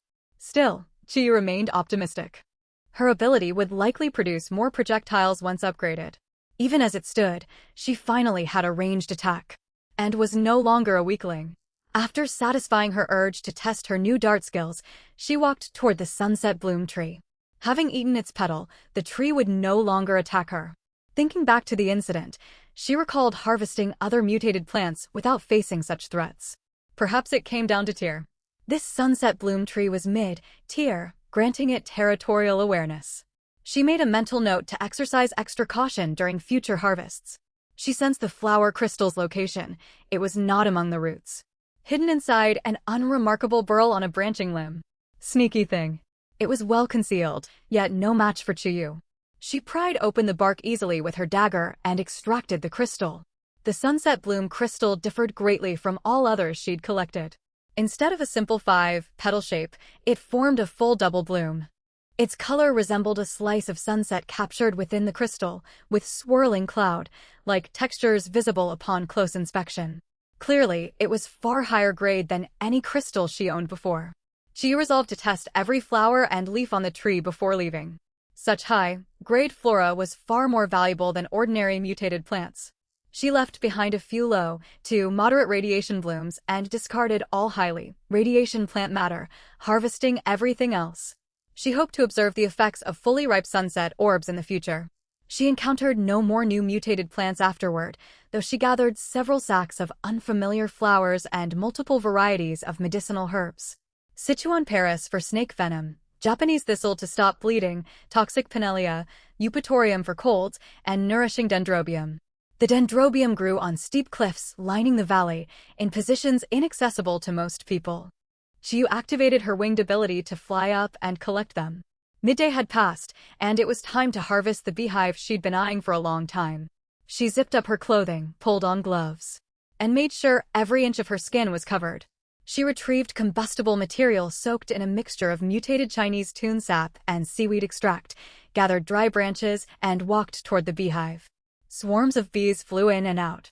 She waited, steeling herself, then put on a tightly woven wire veil hat. It limited her vision. But safety came first. She stopped 2 meters away from the hive. She dared not draw closer. Dozens of bees already circled the intruder. Through gaps in the hive, she spotted dark stingers, fierce features, and rapidly beating wings. These mutated insects were dangerous. Thinking of her safety, she built a small fire and added fresh weeds to create thick smoke. She split the treated combustible material into pieces and tossed 2 into the flames. Fire ignited, and plumes of smoke spread outward. Fearing the smoke wouldn't be enough, she reluctantly tossed a beast, repellent incense pellet into the blaze.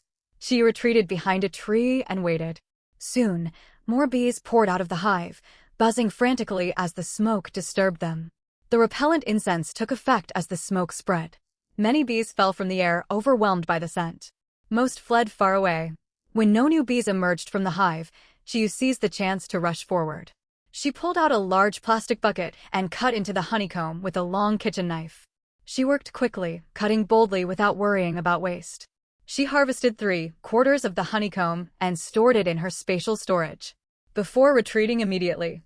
While running out of the valley, she stowed all honey, stained clothing, and gloves into storage. To erase her trail, she lit the remaining combustible material behind her. She twisted and turned along the path, running until she nearly gasped for breath. If she hadn't trained every evening and traveled outside daily, she never could have kept up the pace.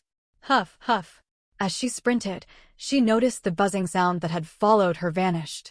All she could hear was her own ragged breathing and pounding heartbeat. I should be safe now. She paused to catch her breath and glanced backward. No bees pursued her. Towering trees surrounded her, their dense canopies blocking sunlight. The earthy stench of mud mingled with the reek of decaying organic matter. The woods were dim and chilly, carpeted only with shade, tolerant flora that required minimal sunlight. A deathly hush hung over the area, so still that even the wind seemed to vanish without a trace. Chuyu's accidental intrusion broke the oppressive silence with soft rustling noises. For some inexplicable reason, a cold prickle crept up her spine. Daring not to venture deeper, she hastily retreated from the thicket and checked the map on her wristwatch. Flustered by her wrong turn, she realized she needed to head east to get back home. As Chuyu fled the scene, she failed to notice a rhythmic rustling sweep through the woodland, every branch swayed with perfectly identical amplitude. Once she finally stumbled back to her residence, Chuyu flopped heavily into a chair, drained to the bone. Yet the stacks of provisions she'd risked her life gathering over the past few days still needed radiation testing. She downed a nutrient solution to rally her strength and set about sorting her haul. She prioritized testing the flowers picked from the valley first, grouping them by their durability for preservation. Including the blooms stored in her kitchen, she had 11 distinct varieties in varying hues and sizes. Their blended fragrances, though layered together, carried no unpleasant undertones. She labored well past midnight, only finishing half the testing process.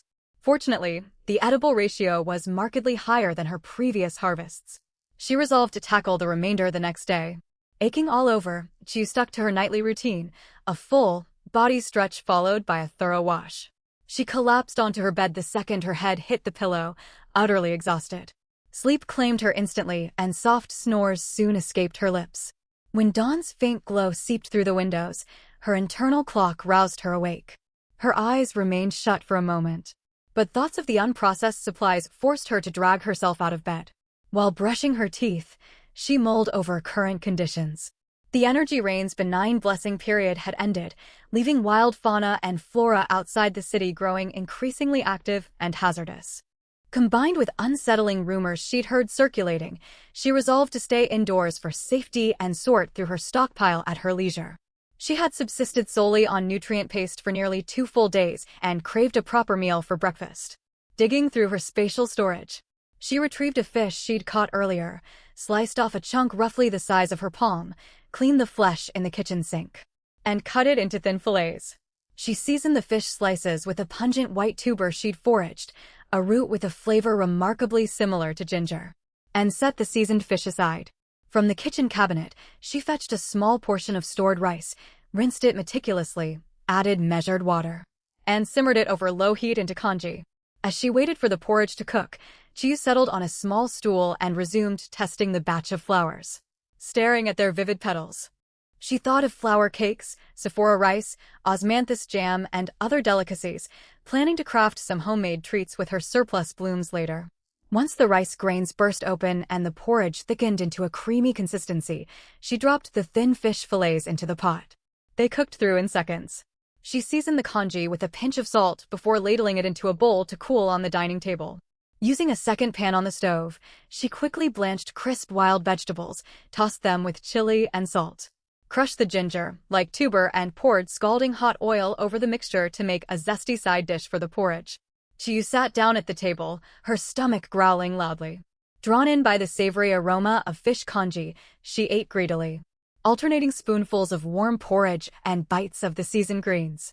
This is what living like a human being is supposed to feel like, she murmured contentedly. Chiyu never deprived herself of decent sustenance. Ever since her food reserves grew abundant, she only consumed low radiation ingredients unless rare resources were involved. Paired with fully purified zero radiation drinking water, her diet was far superior to that of most ordinary citizens. And even many superhuman ability wielders could not match the quality of her meals. Toxic radiation buildup within her body steadily decreased day by day. Additionally, each new superpower she unlocked amplified her existing abilities, gradually boosting her overall combat aptitude. Her strength, physical constitution, agility, and mental fortitude had all improved drastically since she first arrived in this wasteland world. After finishing breakfast and washing the tableware, she returned to her testing work in earnest. She cleared space in her living room and lined up several large rattan baskets to hold inedible plant matter, which she would discard on her next trip outside the city walls. "I've finally finished testing yesterday's flowers," she sighed, rubbing her stiff neck and stretching her cramped muscles. "If only I owned a compact testing device. Manual testing is far too slow and inefficient." She tallied up her gains. Low and moderately irradiated foods had filled every empty container in her home, alongside several unidentifiable species she could not reference in her collection of manuals. Adding the day's newly tested specimens would overload her spatial storage, so she needed to process the harvest further. Some produce required sun drying, others boiling followed by air drying. A handful tasted best fresh, while certain varieties were ideal for preserves. Volume would shrink considerably once all preservation procedures were complete. With every storage vessel filled to capacity, Chiyu had no choice but to sell part of her haul first.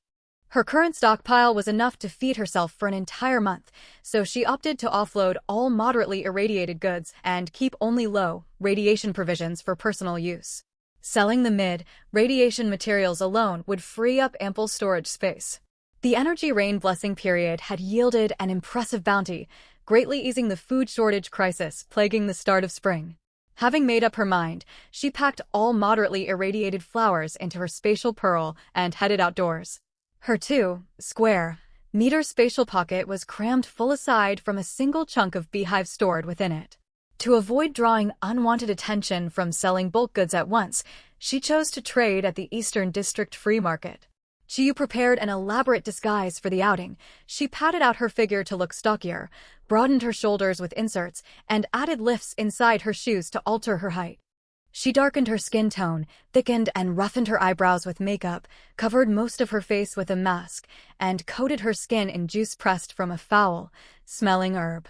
This concoction scrambled the olfactory senses of anyone with scent-based superpowers. Fully disguised, she unlocked the gate to her courtyard and walked along her usual route until she reached a blind spot. After scanning her surroundings for onlookers and finding none, she activated the camouflage ability granted by her invisibility raspberry plant and traveled unseen toward the free market. The Eastern District Free Market was Bluewater City's largest trading hub, situated precisely at the junction of the plains and coastal waters. Major trade routes from external territories converged here, stocking the market with the most comprehensive array of goods and making it the perfect venue for offloading large shipments of materials. Upon reaching the market gates, she was stumped by the checkpoint requiring wristwatch identity scans for entry. There was little point in sneaking in via invisibility if she had to register her identity. She would need to find an opening to slip past security undetected. The market had 2 entry points, one for individual pedestrians and another for cargo convoys transporting bulk goods. The pedestrian lane was tightly monitored with no gaps to sneak through, leaving only the convoy passage as her viable option. A fleet of trucks marked with a unified goshawk emblem pulled up to the checkpoint just then, their cargo beds piled high with goods, undoubtedly a newly arrived merchant caravan. While the drivers halted to negotiate with the gate guards, Chiyu spotted the last truck carried only a single driver. She seized the chance to scramble beneath the vehicle, gripping the undercarriage framework tightly as the convoy cleared inspection and rolled into the market grounds. The trucks navigated a series of turns before coming to a stop inside a walled yard. The driver of the truck she clung to climbed out and followed the rest of the caravan crew into a nearby building. Chiyu took the opportunity to crawl out from under the vehicle and slip through the yard's main gate unobserved. Thank goodness for invisibility. I'm finally inside, she breathed in relief. She deactivated her camouflage once she moved further down a side alley and rounded the corner to behold the bustling, lively market streets. The nearest stalls sold nutrient paste bars, seasonings, and hygiene supplies, their vendor carts stacked high with merchandise. Vendors immediately restocked their wares the moment a transaction was finalized. Further into the market stood hot food stalls, wispy steam curling upward from heated meals carrying spicy and sweet aromas that stirred intense cravings in passers-by. Shoppers wove between the stalls, haggling over prices and inspecting goods alongside their companions to secure the best value for their credits. Despite the bustling atmosphere, Chiyu remained vigilant of lurking risks. Nearly every stall keeper wore a weapon fastened to their waist, and most patrons traveled fully armed. Anyone walking through the market in plain clothing with no visible weapon was almost certainly a seasoned superpower user. For these experts, their innate abilities served as their sharpest weapon. Though everyone carried arms and maintained a combative readiness, physical altercations were extremely rare within the market bounds. 2 5th-tier ability users were stationed on site as security overseers, reinforced by a high-density protective energy barrier. Anyone breaking market rules would be trapped with no avenue of escape, guaranteed capture with zero chance of evasion. Chiyu was unaware of the full extent of the market's security measures, yet she suspected powerful guardians patrolled the premises. As long as she abided by the market rules and conducted her trades honestly, she faced minimal immediate danger. Her safety upon leaving the market would depend entirely on her own caution and skills. She had prepared thoroughly for this trip, and the goods she planned to sell held no special value. With sufficient discretion, she ought to avoid trouble entirely. After wandering the market streets for a while, she determined permanent storefronts were the proper place to sell bulk harvested materials, while street stalls catered primarily to retail buyers. She soon noticed a shop with a steady stream of customers going in and out, named the Herb Collecting Pavilion. After observing the premises for a long while and detecting no suspicious activity, she walked straight inside. The space bore no resemblance to the scrap reclamation depot she had envisioned.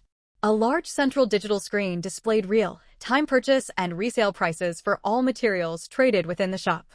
Rows of tall, advanced scanning machines lined the left side of the room, far more sophisticated than standard large-scale scanners, fitted with interactive touch panels and built in storage compartments for submitted materials. Most customers completed trades using spatial storage items rather than bulky physical sacks, meaning her spatial pearl would not draw unwanted notice. A manned service counter occupied the right side of the room. Chiyu approached the automated scanners, finding the control panels straightforward to operate. She selected the cell function on the interface, placed her hand into the material insertion slot, and released the tested flour cargo from her spatial storage via mental command. A rush of petals flooded the scanner chamber, activating the device. Violet scanning light washed over the cargo, and transaction data flashed across the display screen. Moderately irradiated peach blossoms, 45 kilograms value, 450 points. Moderately irradiated apricot blossoms, 31.85 kilograms value, 382.2 points. Moderately irradiated medicinal plum blossoms, 17.1 kilograms value, 684 points. Moderately irradiated dye, grade blue cherry blossoms, 28.15 kilograms value, 563 points. Moderately irradiated toxic daylily blossoms, 24 kilograms value, 720 points. Moderately irradiated pagoda tree blossoms, 50.35 kilograms value, 1,007 points. Including assorted miscellaneous floral materials, Chiyu earned a total of 4,286.2 points. She opted to convert the balance into an anonymous point card, paying a 20-point handling fee for enhanced security, leaving her with a final balance of 4,266.2 points. Nice, a solid profit, she muttered cheerfully. She now had enough funds to purchase the radiation-proof suit she had long coveted. Once equipped with this gear, she could safely venture into the coastal waters south of Blue Water City, teeming with valuable underwater resources. A specialized protective suit was mandatory to block harmful radiation present in seawater. Paired with her invisibility skill, the suit would drastically bolster her personal safety during aquatic expeditions. Leaving the herb-collecting pavilion, she headed directly toward an armor stall she had marked earlier. Brand new radiation suits lined the display alongside protective plating crafted from rattan, metal, and beast hide in countless styles. Chiyu picked up a pale blue suit etched with subtle white decorative patterns, running her fingers over its cool, smooth fabric with an ideal thickness. Lowering her voice, she addressed the vendor. "How many points for this suit?" 3,500 points, firm price, the vendor replied without lifting his gaze. "Your price is 300 points higher than other stalls selling identical gear. This model features reinforced plating over vital organs for superior radiation shielding. Naturally, it costs more. A radiation suit only needs to block radiation efficiently. Reinforced plating adds little practical benefit when dedicated body armor exists. It's a pointless upgrade. Lower the price. Can't go any cheaper. I'd take a loss otherwise." Chiyu bargained with the vendor for half an hour before the man finally relented. "The absolute lowest I can go is 3,400 points. This suit also boasts greater structural durability than standard variants. I'll knock off 100 points, and you may pick one complimentary material bundle from this pile." These specimens are sourced from rare mutated wildlife and vegetation, far from worthless scraps. Seeing she could not negotiate the price down further, Chiyu still thought the cost steep. She glanced over the offered materials: rough bark, twisted vines, scrap beast hide, and unrefined ore, all appearing utterly worthless in her eyes. She barely suppressed an eye roll while sifting through the pile. Her superpower abruptly sent a faint intuitive signal as she sorted through the scraps. She knew she had stumbled across a hidden treasure. She settled on an unidentifiable plant rhizome and a beast tusk the thickness of her pinky finger. Sensing other valuable items hidden within the heap, she held back from claiming more to avoid arousing the vendor's suspicion. "These are nothing but useless junk, not even worth a single edible wild vegetable. I'll check out other stalls instead." She feigned disinterest and turned to leave, prompting the vendor to panic. The suit had sat unsold in his inventory for months.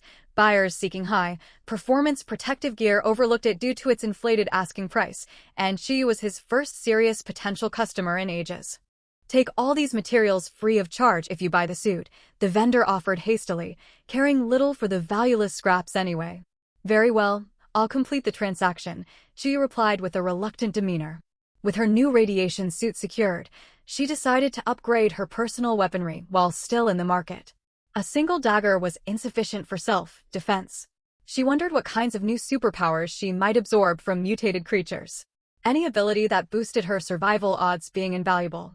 She continued down the market lane, passing numerous weapon vendors until she spotted a stall stocked with an eclectic arsenal of armaments. To her surprise, a functional energy blaster was laid out openly for sale, an extremely bold display. She suspected the stall owner possessed powerful backers to legally trade such restricted firepower. Temptation warred with caution, yet her desire for the blaster won out, amplified by her invisibility ability as a safety buffer. Energy firearms were strictly regulated within Bluewater City, legally obtainable only by official municipal combat personnel and registered mercenary teams. All other licensed vendors operated under the jurisdiction of the city's 3 ruling aristocratic clans. Nervous yet determined, Chiyu asked for the blaster's cost. "What's the asking price for this energy blaster?" "Crystals only for this weapon." The vendor sported a thick, rugged beard, yet his voice sounded unexpectedly youthful. A stark contrast that Chiyu brushed aside as she tallied her personal crystal stock: 5 flower crystals and 4 blood crystals. She had not realized she had amassed such a sizable collection over time.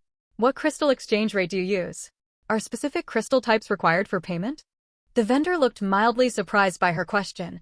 Most individuals who collected crystals immediately refined them to absorb energy or traded them directly for points.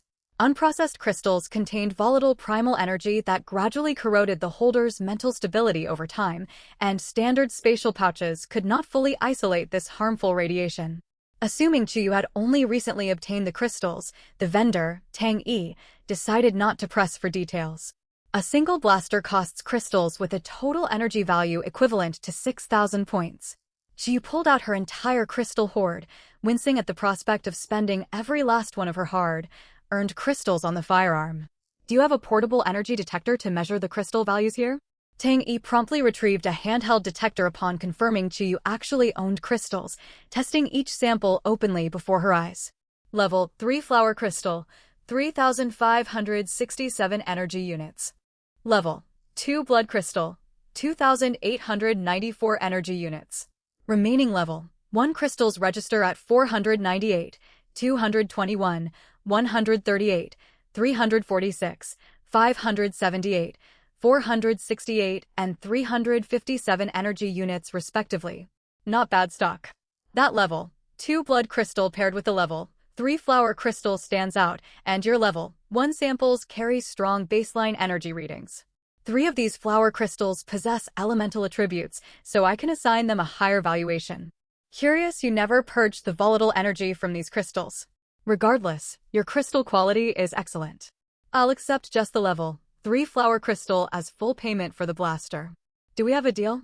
Tang Yi twisted the level 3 crystal between his fingers, drawn to its remarkably dense energy signature originating from an aggressive mutated plant. I won't part with the level 3 crystal. I'll cover the 6,000 energy value using the level 2 blood crystal and my level 1 crystals, and you can refund the surplus value to me in points. Qiyu was far too aware of how scarce high-tier crystals were to sacrifice her most valuable specimen. You're certain you won't reconsider? I have other rare wares available for trade. Would you sell this portable energy detector? Out of the question. This unit cost me no less than 10,000 points even with exclusive insider connections to acquire it. Feel free to browse my other merchandise. Every piece is forged from mutated creature materials, impossible to source anywhere else in the market. Qiyu had anticipated the detector would carry an exorbitant price tag, yet the quote still shocked her. The vendor had only stated her crystal total fell short, not outright refusing alternative compensation. Meaning a trade was still feasible if she offered something of comparable worth. All trade verified field survival knowledge I've personally tested and proven effective. You may validate its authenticity on the spot before finalizing the exchange. Qiyu decided to sell the formula that a mixture of Chinese tune and nostoc juice could repel wild animals and insects. Are you certain about this? You can test it right now. Hand over the energy pistol and portable detector first. Once she had the 2 devices in hand, she would give him the formula and slip away at the earliest opportunity. She had already accomplished her original objective for this trip and even gained an unexpected bonus. It was time to head home. Tang Yi observed Qiyu's unwavering confidence. This was the free market, so he was not worried about her fleeing. He resolved to run the verification test. After writing down all the required materials, he contacted the logistics team to prepare the experiment supplies. Fortunately, the blessing period had only just ended, so stockpiles of Chinese tune and nostoc were readily available. She waited off to the side with her newly acquired gear, ignoring the curious stares from the stall owner. Her thoughts drifted to a nicer meal waiting for her back home. She had picked up a chunk of beef and some tomatoes during her earlier stroll, planning to cook braised beef with tomatoes for dinner. Tang Yi checked the notification on his wrist terminal and confirmed Qiyu's method was valid. Securing this new repellent method put him in high spirits. It meant field expeditions would be far safer going forward. Researchers had long known that fresh Chinese tune carried mild repellent properties, yet the effect vanished the moment the plant was harvested. Countless materials had been tested in attempts to preserve its potency, and no one had guessed the solution lay in nostoc, an organism ubiquitous across the wasteland. The information checks out. The detector and energy pistol are yours to keep. Qiyu handed over the crystal payment and turned to leave, only to be blocked by the stall attendants. Would you be willing to exchange contact information? I'll purchase any similar practical intelligence you uncover in the future, and we can negotiate favorable rates. I stumbled upon this purely by chance. There's no way I'll get lucky enough to find more secrets like this. Qiyu turned down the offer without hesitation, unwilling to engage further. She walked around the stall and melted into the bustling crowd. After ducking through winding alleyways and confirming she was not being followed, she activated her cloaking ability and hurried toward the market exit. Once safely inside her dwelling, Qiyu immediately retrieved her newly purchased goods from her spatial storage. First came the diving protective suit. She slipped it on, admiring its streamlined build optimized for underwater movement. Its thick fabric retained body heat efficiently, but the integrated breathing chamber was its most remarkable feature. The chamber housed crystalline algae that remained viable when submerged in water, shimmering with vivid jewel-like hues. A single portion of these algae produced enough oxygen for 30 minutes of underwater activity. By stocking the breathing chamber with sufficient algae beforehand, she could sustain 4 full hours of underwater exploration without trouble. Next, she picked up the energy pistol. Its frame resembled a conventional handgun from her previous world, though it fired no physical bullets, and drew power from energy crystals. She made a mental note to stock up on these crystals moving forward. Then came the most anticipated haul, the pile of scrap materials gifted by the stall owner. She sorted through them meticulously, picking out 3 items that triggered a faint reaction from her superhuman senses. A fragment of unknown mutant beast bone, a palm-sized stone, and a shriveled dried fruit. The dried fruit at least seemed edible despite its desiccated state, so she resolved to grind the beast bone into powder for testing later. The stone puzzled her most. It was inedible by any measure, which made her suspect some valuable substance was sealed within its exterior layer. She dared not use the high-powered energy pistol for fear of damaging whatever lay inside, so she chipped away at the rock gently with a small hammer for more than 30 minutes. At last, a streak of vivid green peeked out from beneath the dull gray stone casing. What she uncovered was a mutant plant seed the size of a peanut spindle, shaped with delicate silver veins winding across its entire surface. She held the seed up to the lamplight for close inspection. Aside from its striking appearance, she could detect no extraordinary traits. Still, the subtle resonance it evoked in her powers convinced her it was worth planting to observe its growth. Unfortunately, she had neither flower pots nor suitable planting soil at home, so she would have to gather soil on her next trip outside the city walls. She was about to test the dried fruit and beast bone when she suddenly remembered another mutant fruiting plant she had found in a valley some time ago. She only possessed 2 daily chances to assimilate mutant matter to unlock abilities, so the fruit had been left forgotten inside her spatial storage. She had completely overlooked it yesterday, and now 2 more mutant specimens had come into her possession. She decided to consume the wild fruit first and hold off on experimenting with the beast bone until the next day. She rinsed the dried fruit alongside the dark purple fruit she had stored away. Without bothering to dry them, she bit into the shriveled fruit first. Its flesh was tough and chalky with an overpowering bitter astringency, utterly unpleasant to eat. Mutant honey fruit consumed. Acquired passive ability, everything tastes astringent. Duration, 24 hours. Are you kidding me? This ability makes every single thing taste bitter? I thought all wasteland superpowers were actually useful. Honey fruit grows on carnivorous honey trees that bear fruit year-round. The fruit releases an alluring scent to draw in animals and insects, while highly venomous honey spiders feed on the fruit and kill any creatures lured by its fragrance for the tree to absorb as nutrients. When soaked in water, the fruit's attractant radius expands to 500 meters, with weaker effects against stronger mutant beasts. For humans, the fruit only delivers an unpleasant dry, bitter taste with no practical benefits whatsoever. She drank water in disbelief, only to find even plain water carried a harsh astringent tang. She resigned herself to surviving on nutrient paste for the rest of the day, thankful the ability would wear off within 24 hours. The dark purple fruit had an extremely hard outer shell that her teeth could not pierce. She hacked at it with a kitchen knife until her palm ached, yet the rind remained intact. She finally resorted to hammering it open. A sweet, refreshing aroma spilled out, revealing segmented, creamy white flesh with the flavor profile blending banana and ripe peach. The scent alone was incredibly inviting. Chiyu cut off a chunk of flesh and ate it. The juice was rich and abundant, yet the lingering astringency from her recent ability tainted the taste as she swallowed. Mutant dark purple fruit consumed. Acquired passive ability, iron skin steel bones. Duration, 72 hours. Dark purple fruits grow on dark purple trees rooted atop mineral veins. The trees absorb mineral essences as they mature, resulting in their ultra-tough wood and foliage ideal for forging weapons, while their fruit strengthens the consumer's physical constitution. She recognized this plant from the wasteland reference books she had read. Dark purple tree clusters always indicated nearby mineral deposits, and she could not help but wonder where this particular fruit had been harvested. This is far more practical. It bolsters my physical defense and works passively without needing conscious activation. She had yet to figure out why some abilities required deliberate activation while others functioned permanently once obtained. Overall, the day's gains were worthwhile. Both fruits offered tangible benefits, though the flesh was far too scarce, only 2 more bites remained. Her innate abilities required consuming substantial quantities of mutant flora or fauna to take full effect, so merely licking the samples would never suffice. The thought briefly crossed her mind before she dismissed it as unappealing. Her current method was more than effective enough. With the 2 mutant fruits tested, she scrapped her original dinner plans and set about analyzing all remaining collected samples with her new portable detector. This device was compact to carry and loaded with the wasteland's most comprehensive flora and fauna database. Beyond measuring radiation levels, it displayed detailed profiles for every scanned organism.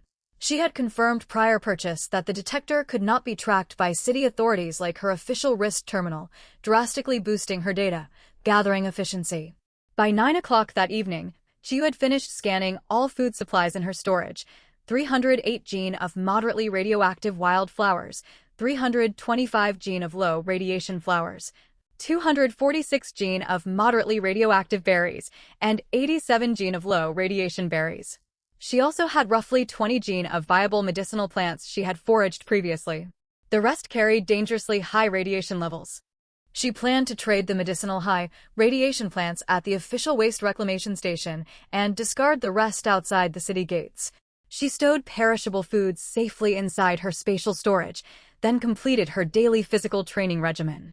After practicing her Thousand Blossoms/combat technique, she washed up and read for an hour before settling into bed for the night.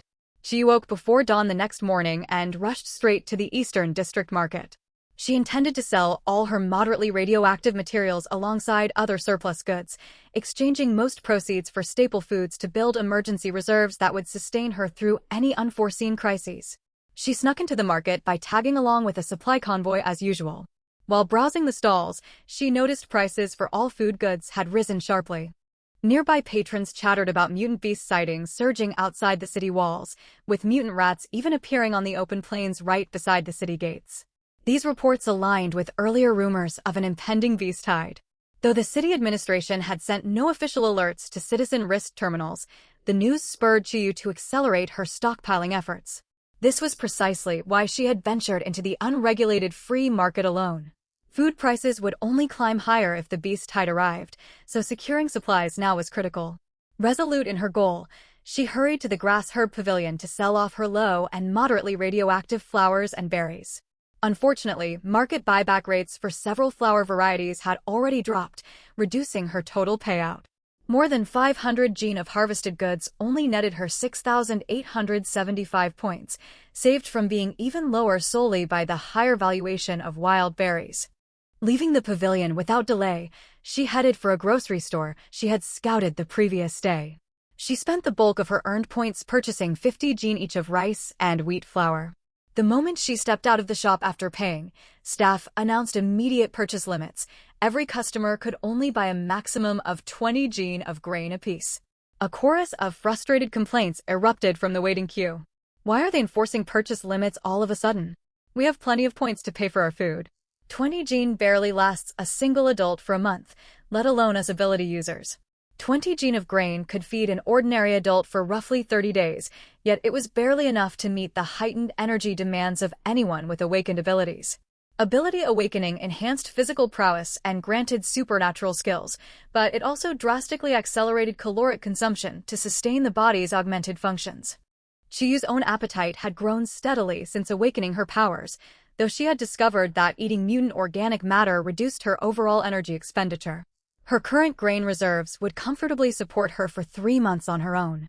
If she could safely venture outside the city, the honeyfruit repellent would let her hunt mutant wildlife for meat. But solo expeditions were far too risky, and the looming threat of a beast tide made outdoor travel completely out of the question for now.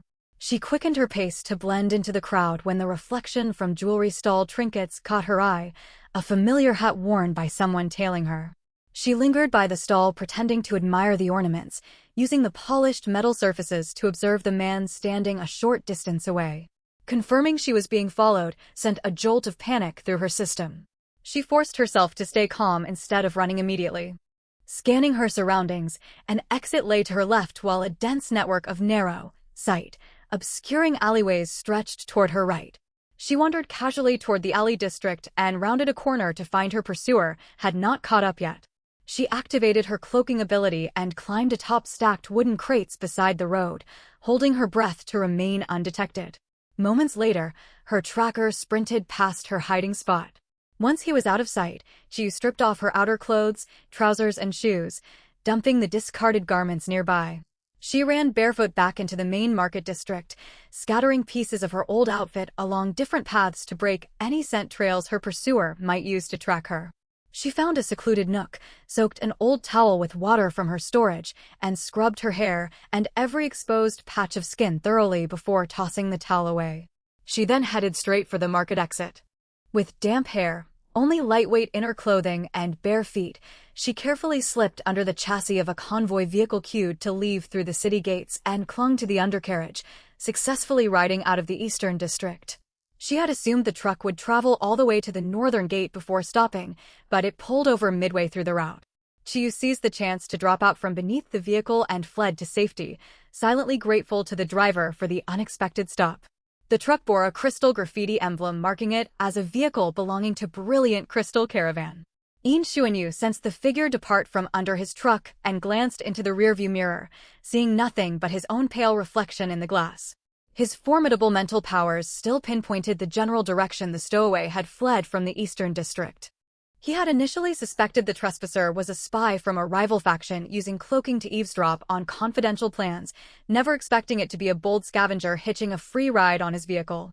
A faint amused smile tugged at his lips. No one got to take advantage of him without consequence. He memorized the faint residual aura left by the girl before driving onward. His team was already assembled outside the city walls for their assigned mission. He had only made the trip into the free market personally to retrieve a critical item from Tang Yi, wary of sending subordinates and drawing unwanted attention. Tang Yi, the gruff-bearded leader of the Blazing Flame faction, was notoriously difficult to negotiate with, leaving Yin Xuanyu feeling exasperated just thinking about their interaction.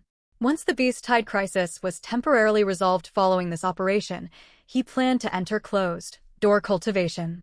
He had finally obtained the vital stabilizer reagent, and the energy extracted from mutant blood ginseng would push his mental type ability into its 8th tier. Chiyu slipped back into her small apartment and sagged with profound relief. That was dangerously close.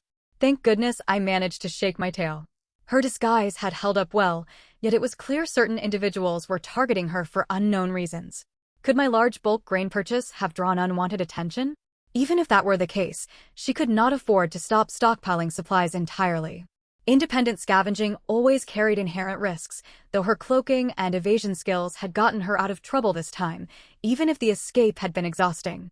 Now safely home, she tallied up all her accumulated provisions to brace for a potential beast tide. Her staple supplies included store-bought rice, flour, and nutrient paste. For protein, she had shellfish, freshwater fish, snails, and mussels.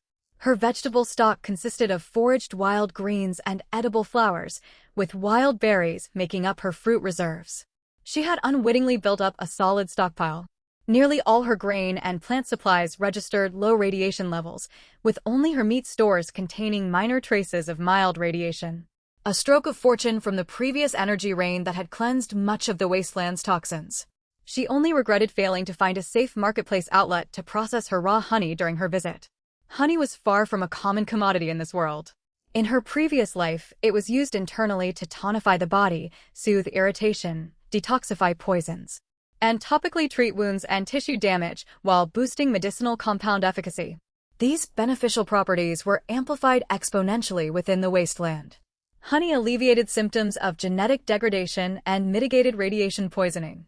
Royal jelly harvested from mutant bees was practically a miracle cure, capable of reversing radiation damage and halting genetic breakdown entirely. Chiyu's honey had triggered a strange reaction in her abilities the moment she cut it from the beehive, confirming it originated from mutant bees. She hesitated to bring the honey to public testing stations for analysis to avoid attracting unwanted notice, choosing to keep it stored safely for now. She owned a portable detector after all, so she could test small samples bit by bit herself eventually, unaware of how complicated scanning raw honey would actually prove to be. Her weapon arsenal now included her original dagger paired with the newly acquired crystal-powered energy pistol. Combined with her array of awakened abilities, she stood a reasonable fighting chance if confronted by low-tier mutant beasts out in the wild. Her wrist terminal held roughly 2,000 stored points, plus an anonymous point card carrying a remaining balance of 3,491.2 points from her 2 Eastern District trips. She aimed to save enough points to purchase an underwater thruster, which would let her explore farther out at sea without needing to join large, crowded diving expeditions. Her spatial storage unit held neatly stacked food supplies across its internal shelving. The bottom shelf was occupied by 2 barrels of purified water, unprocessed honeycombs, and assorted hand tools, taking up nearly half the available internal space. Dehydrating her edible flowers, boiling berries into jam or dried fruit leather, and properly processing the honey would free up a great deal of storage room. The tricycle parked under her roof eaves had been fully maintained with fresh lubricant applied to all moving parts, its frame scrubbed clean of grime picked up during previous outings beyond the city walls.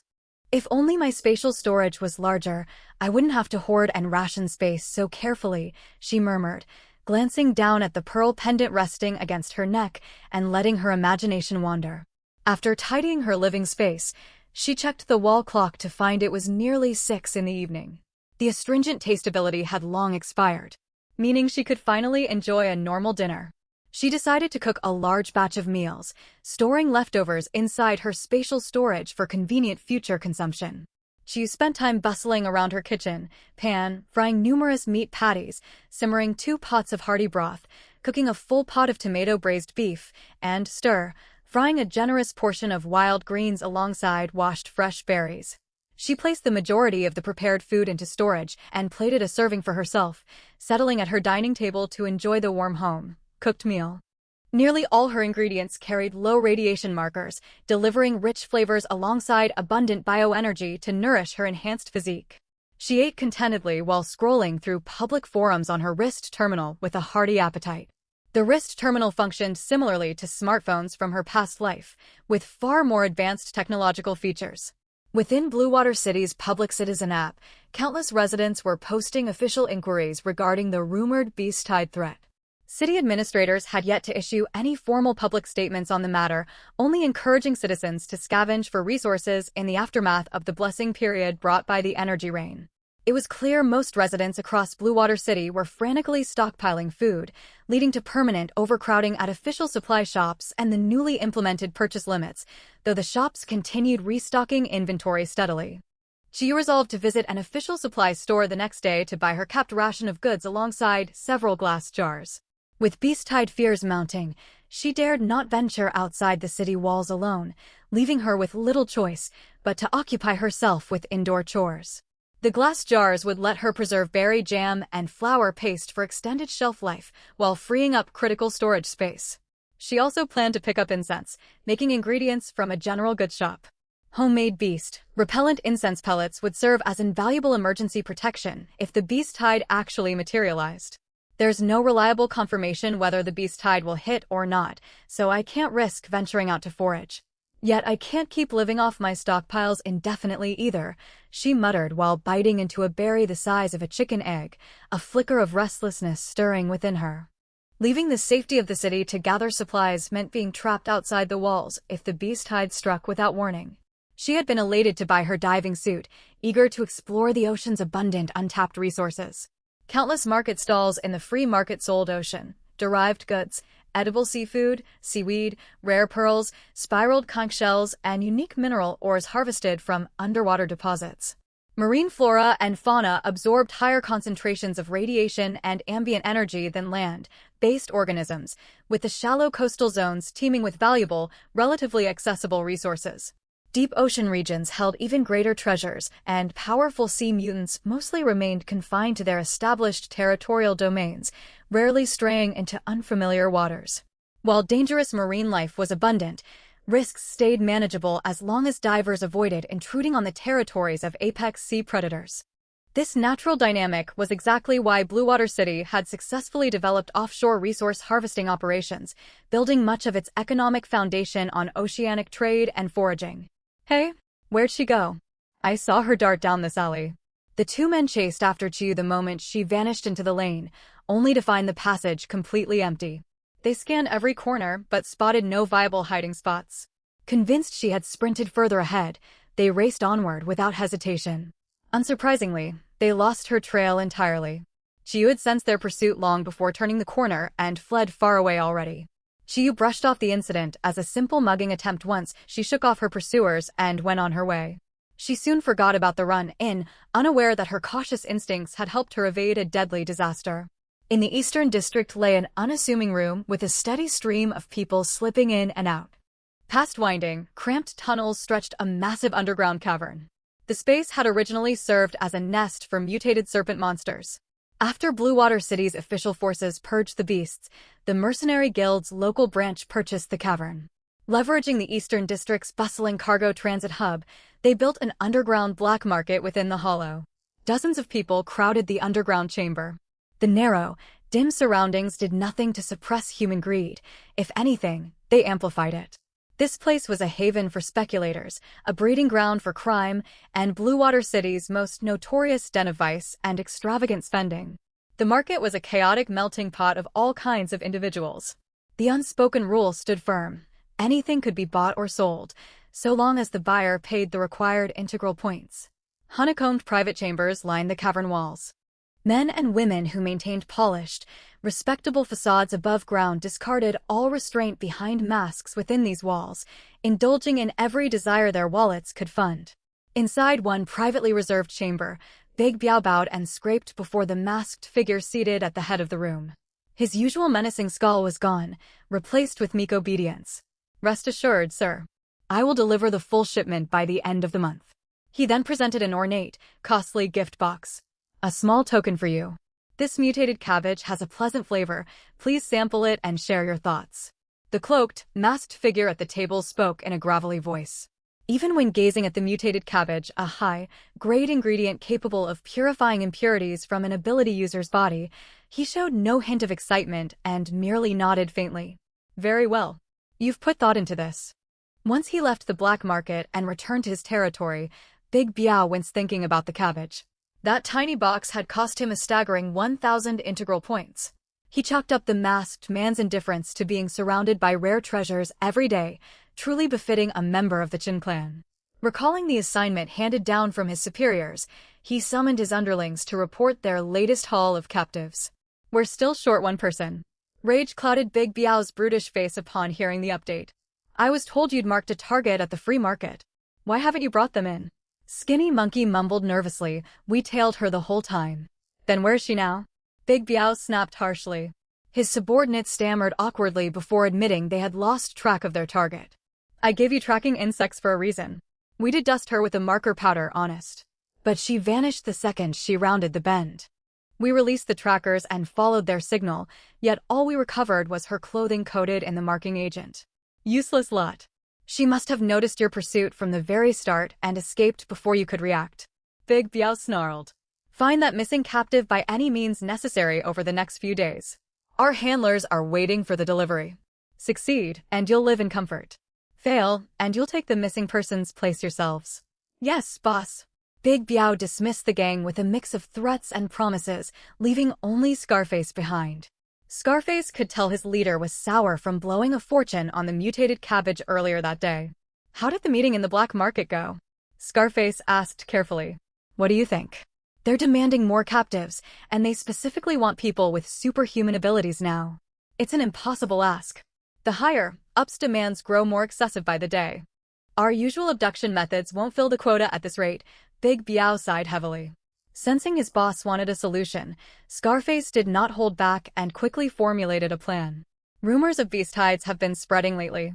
No one would question a few more people going missing out in the wilderness. Big Biao understood the suggestion at once and gave a sharp nod. "Round up the men and tell them to grab all their weapons before heading out." The next morning, Chi rose and originally planned to head straight to the supply store per her schedule. When she checked her wrist terminal, however, an official public announcement popped up. The notice stated that city exploration teams alongside mercenary union squads had marched outside the city walls to eliminate the rising population of mutated creatures in the outer wastelands.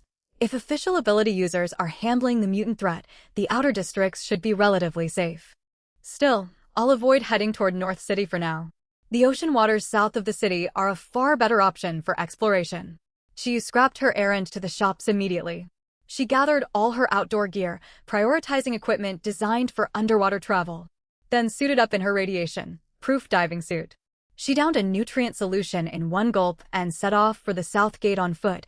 She had no need for her small motorized tricycle for this trip. Today, she planned to survey uncharted coastal waters and observe how the post-apocalyptic ocean differed from the seas of her old world. She had spent ages preparing for this dive. Her physique was bolstered by her innate ability. She owned a full diving suit, and she stocked multiple spare canisters of crystalline algae to sustain her oxygen supply. She cleared space inside the pearl-shaped spatial storage on her person, and both her past self and the original body's owner knew how to swim. This initial dive was only meant to acclimate to the underwater environment. She had no plans for long-distance resource gathering. Upon reaching the South Gate, she spotted stark differences compared to the North City gates.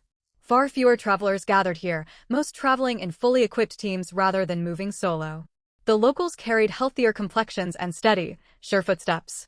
Many had their diving suits worn beneath regular outerwear without activating the underwater mode, visible at their wrists and necks.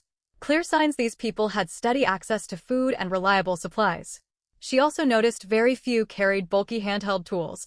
Most only wore fishing nets at their waists or arrived in cargo trucks.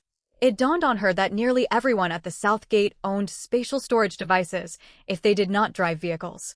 Her assumption proved correct. Most people here either intended to dive for marine resources or purchase fresh catches unloaded from returning fishing vessels. Marine life had grown drastically large following the wasteland cataclysm. All sea creatures bloated to monstrous sizes by mutation. Even after radiation screening and butchering, their portions dwarfed ocean life from the old era. Spatial containers were far more practical than refrigerated trucks for hauling these oversized catches. Excluding destitute scavengers combing the shoreline for stray seafood, nearly every person at the South Gate possessed decent combat power. Most were ability users. And lone divers in particular were guaranteed to have solid survival skills. The diving equipment alone cost more than ordinary citizens could ever afford. After exiting the city walls, Chiyu boarded a passenger shuttle bound for the docks per the city guard's instructions. The fare ran 5 integral points for a round trip, with no complimentary rides. Ridiculously overpriced, Chiyu muttered to herself. She now understood why the original girl's parents rarely ventured out to sea. I know, right? I think the fare's outrageous too. A young woman seated beside her whispered in agreement, having overheard Chuyu's complaint. Caught off guard by speaking her thoughts aloud, Chiyu turned to face her fellow passenger. The girl was around her age, her features hidden behind protective coverings just like Chuyu's, yet her irises glowed a faint shade of blue. Strands of exposed hair also shimmered with a pale blue hue under the sunlight. She was a water element ability user with exceptional natural talent. Elemental ability users were the only ones whose physical features would alter to reflect their powers when their gift was extraordinarily potent. 5 points just for a short bus ride feels like a rip-off, Chi replied, hoping to strike up a friendly conversation. My name's Lin Xiaoxiao. This is only my second trip here, so this must be your first time, yeah? How could you tell? I'm Chiyu. The 5-point fee covers both the shuttle ride and transport aboard the dive boats anchored at the docks. Once we arrive, we'll be assigned to passenger vessels that ferry us out to the shallow continental shelf. That's the designated safe diving zone for recreational harvesters. Lin Xiaoxiao explained patiently. Each ship anchors for 1 full hour at a time, so divers can climb back aboard to rest whenever needed. Underwater foraging drains stamina incredibly fast. When you break it down like that, the fee is actually reasonable. You know an awful lot about this place. I picked up all this info from my older brother. Since it's your first dive, stick close to the boat at first. There's plenty of edible seaweed and small fish right around the hull.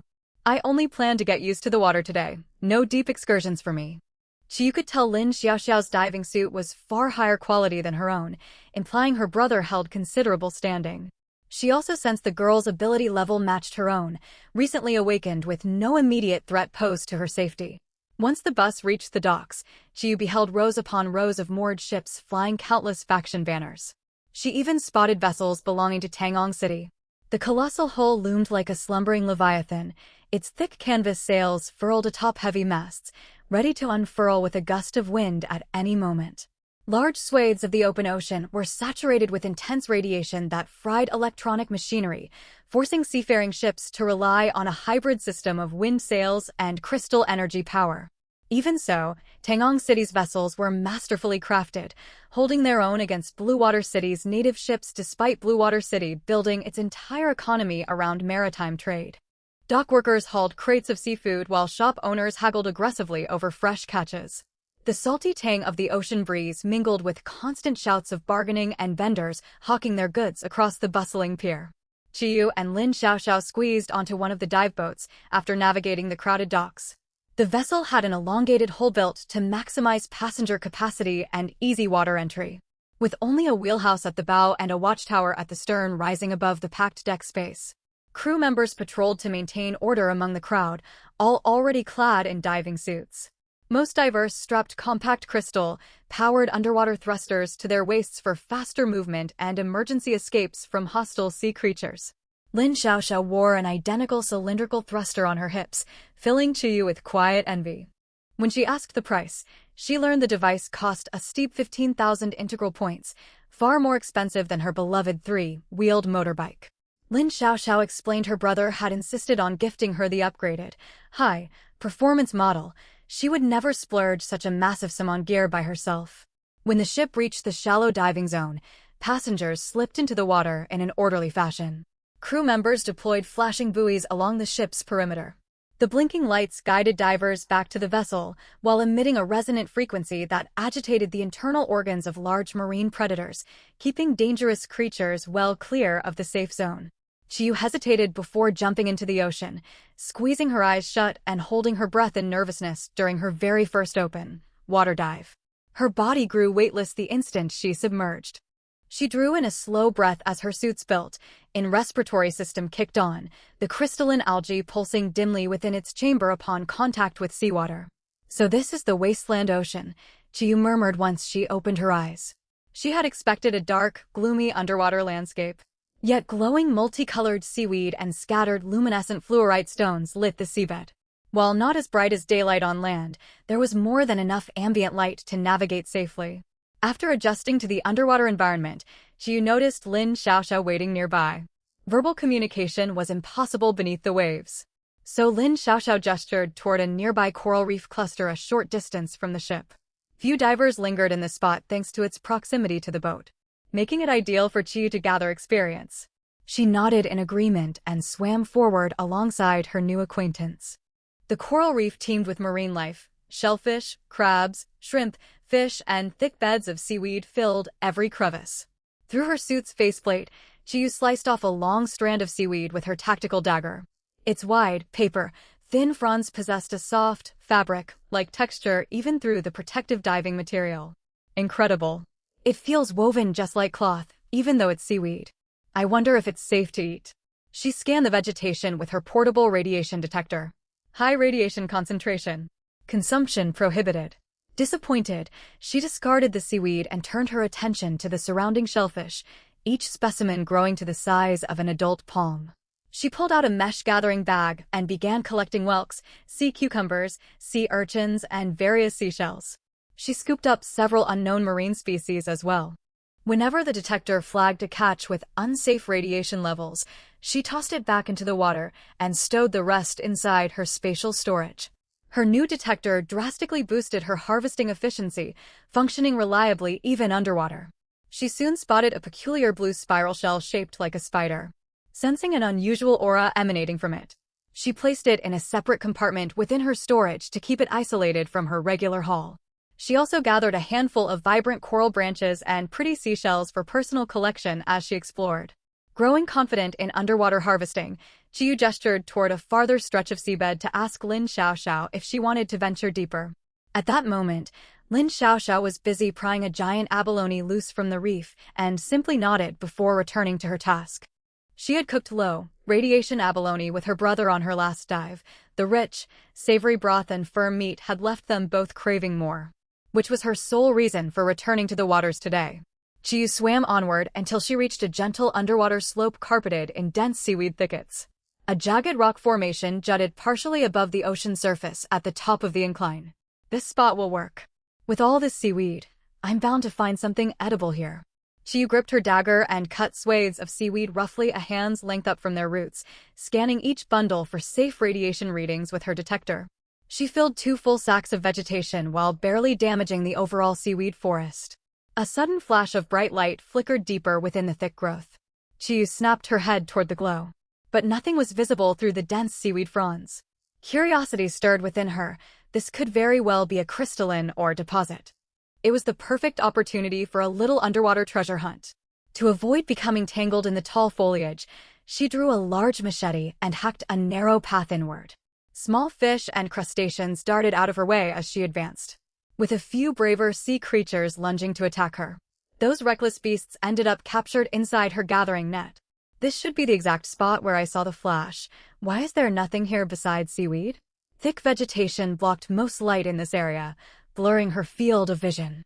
She halted at the estimated source of the glint with no treasure in sight. Refusing to leave empty-handed, she pulled a rabbit-shaped fluorite stone she had picked up earlier. Its soft yellow glow illuminated her surroundings as she swept the light across the seabed. Behind an unusually thick stalk of seaweed, she spotted an object unlike anything around it.